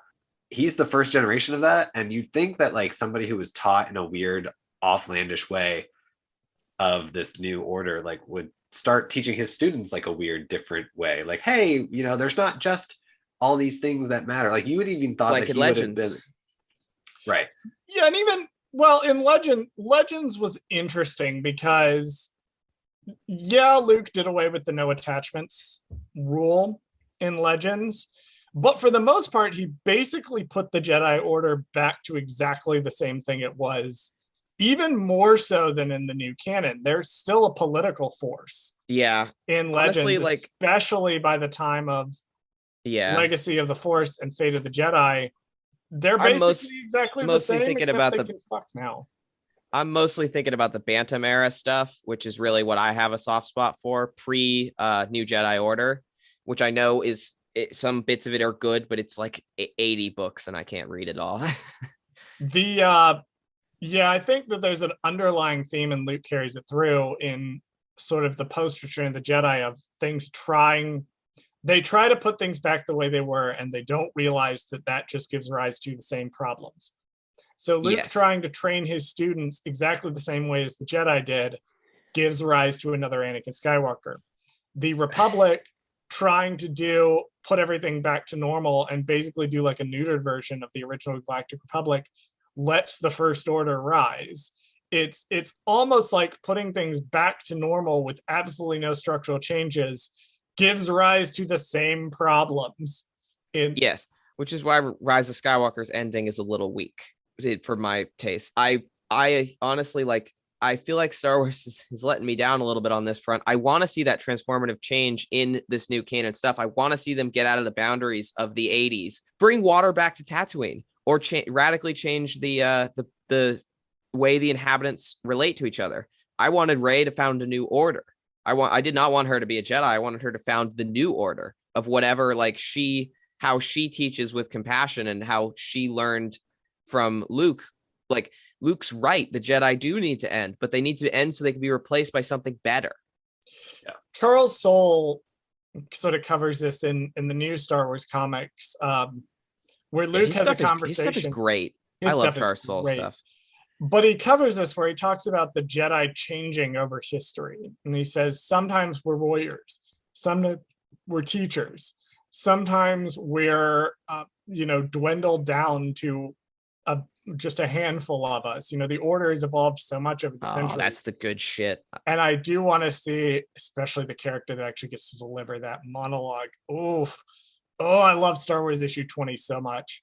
But that is something that he established, and you're right, I do want to see it. And Luke kind of reverting back to the trying to be the old Jedi without the necessary training. I am disappointed in him for doing it. I understand that it's going to set up where his arc is going to go, but it is a shame to see it. Yeah. I don't think it's bad writing. I think that it's the No. character making a mistake. Yeah, and I what I meant about the writing was just I would have liked a little bit more clarity in the dialogue. I'm not like I'm booing the character choice because I also don't like it as like just I don't want Luke to do it. I don't think it. I agree that it's not bad writing. To me, the only weird thing is that I'm curious how it's going to go. That Luke's not really going to learn from this, such that he will make a similar mistake with Ben.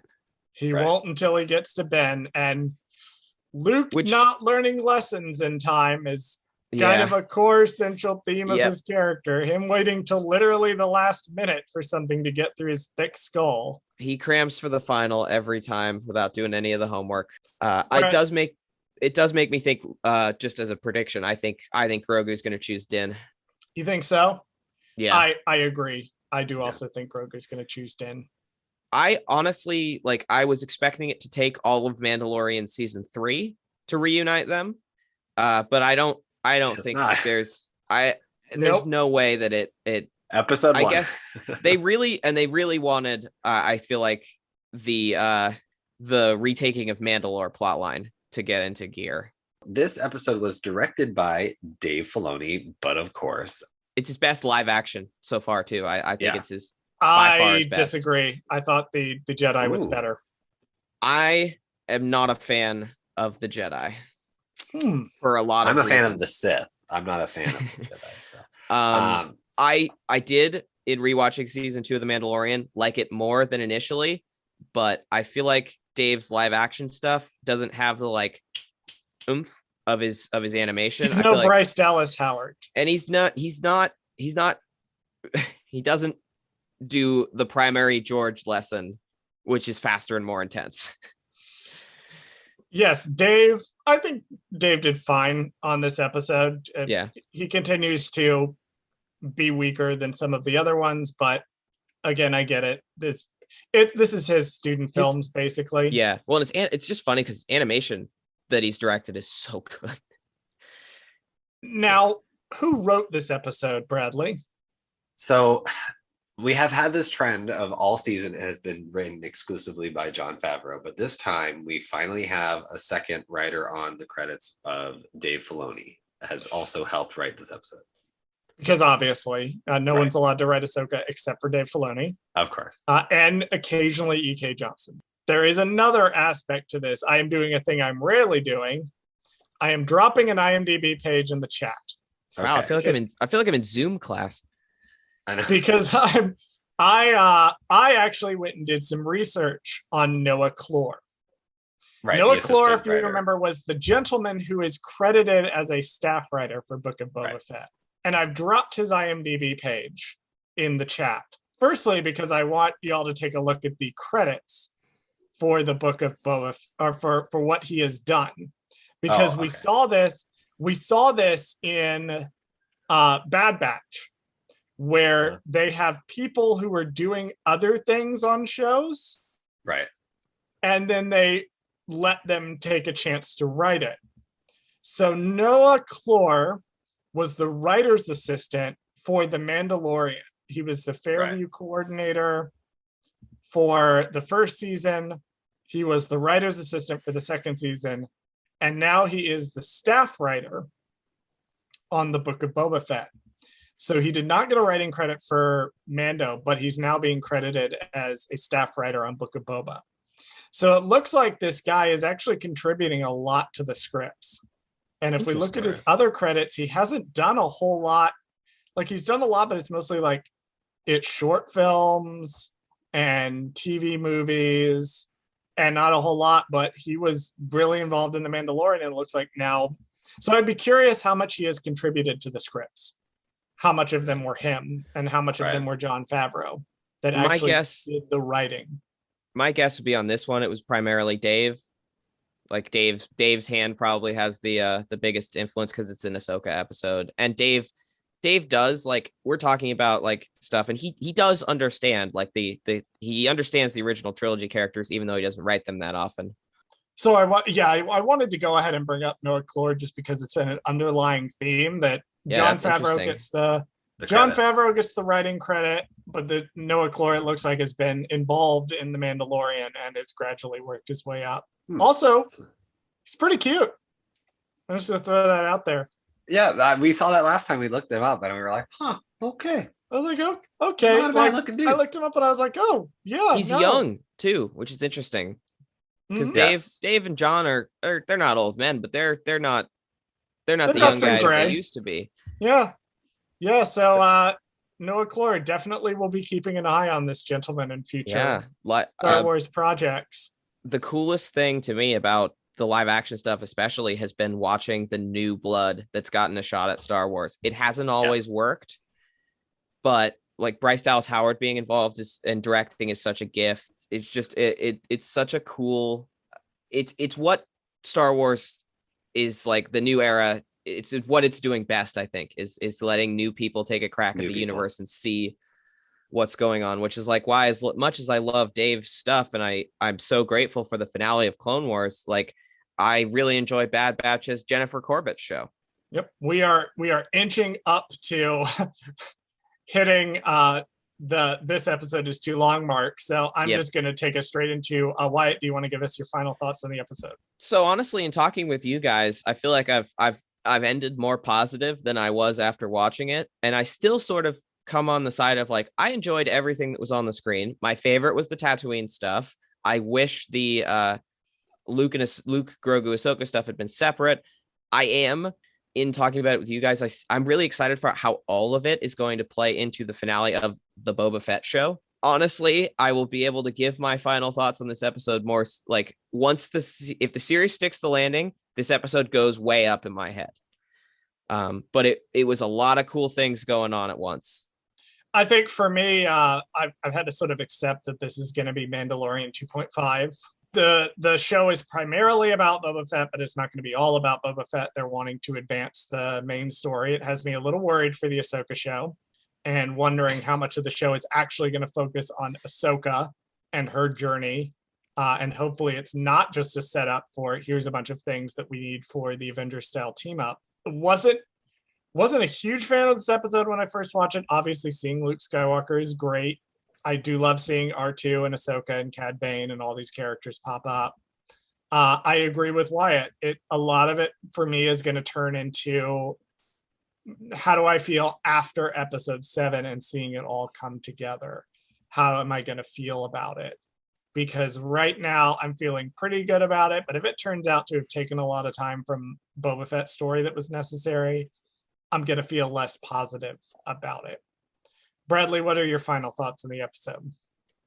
Yeah, I agree with both you guys. I think that if this show does, as you say, stick the landing, I think if it comes back to Boba and the finale is truly focused on Boba and his story, and we get all that good stuff tied up in a nice little bow with him, and then you still have the fun characters that we introduced along the way are in here, like Black Chrysanthemum and Cad Bane and stuff like that.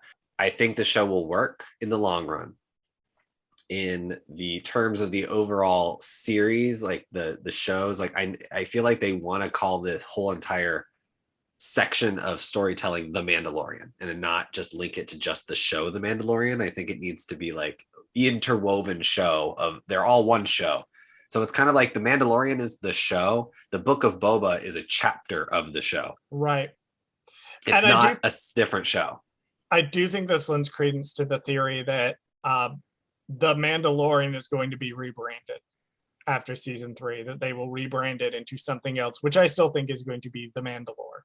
I will say I really hope that Tamura and Ming-Na get some screen time in Mandalorian season 3 and that they didn't just lose it to Din here. And because it's been really fun watching those actors play those characters. And with this show doubling down on the connection between Din, Boba, and Fennec, I want them to be in episodes, like especially if Boba wins in the finale, keeps Tatooine. Like we gotta see more of them. Well, Wyatt, thank you for coming on and talking about this episode with us. I know that we had a lot to say about it because there was a lot going on here. Do you want to tell us a little bit about where we can find First Steps, where we can... Yeah, I'm just double checking the social handles, but on Instagram, we are First Steps Star Wars, and on Twitter, First Steps SW. Those are our most active social medias. You can find us on, I believe, Spotify, Apple Podcasts, the main podcast places. I feel like Instagram is one of our more active channels. We have clips from the podcast on. Occasionally, I get jump scared by my own voice, which is always fun. While clicking through stories. But yeah, so that's where you can find First Steps. We let me check when our last episode came out. It was earlier this week as of recording. So when this episode dropped, it'll be the week prior. Nice. Well, I'll link it so, all too in the so we bottom. and Right. we are in the middle of finishing up the Clone Wars. So if you want to start from the beginning, or if you're an experienced Star Wars fan, you can hop on board and join our chronological journey from Phantom Menace to the Rise of Skywalker. Awesome. I was about to do the chronological journey from Phantom Menace to the Rise of Skywalker. One From time the I show. gave Calvin the recorded intro and I accidentally said from The Force Awakens to the Rise of Skywalker. Never Ooh. noticed, edited the whole thing because The Force Awakens and The Phantom Menace sound the same in the cadence. So Calvin days later is like, you said The Force Awakens, right? What? Oh my goodness. Well, Wyatt, thank you again for joining us. It has been awesome. Yeah, it's Bradley, really fun. please run the social so we can get out of here. Absolutely. Thank you for listening to Gold Squadron Gaze. Did we forget something? Email us at goldsquadrongays@gmail.com. You can follow us on Twitter at goldsquadgaze, and you can follow us on Instagram and TikTok at goldsquadrongays. Subscribe to us on YouTube at Gold Squadron Gaze, where we post this podcast as well as exclusive video content. Please join us next week and every week for another episode of Gold Squadron Gaze. I want Cobb Vance scarf. His gay little scarf. What is it with Star Wars and gay little scarves between Cobb Vanth and Poe Dameron in Rise of Skywalker? Oh, that's right. I forgot Poe had one too. Yeah, they're basically Poe the is a same. little ascot in Rise of Skywalker, and it's so amazing and also so gay because he also has a little tote bag with him. And he's got the sleeves rolled up half. He's like halfway between gay and your dad.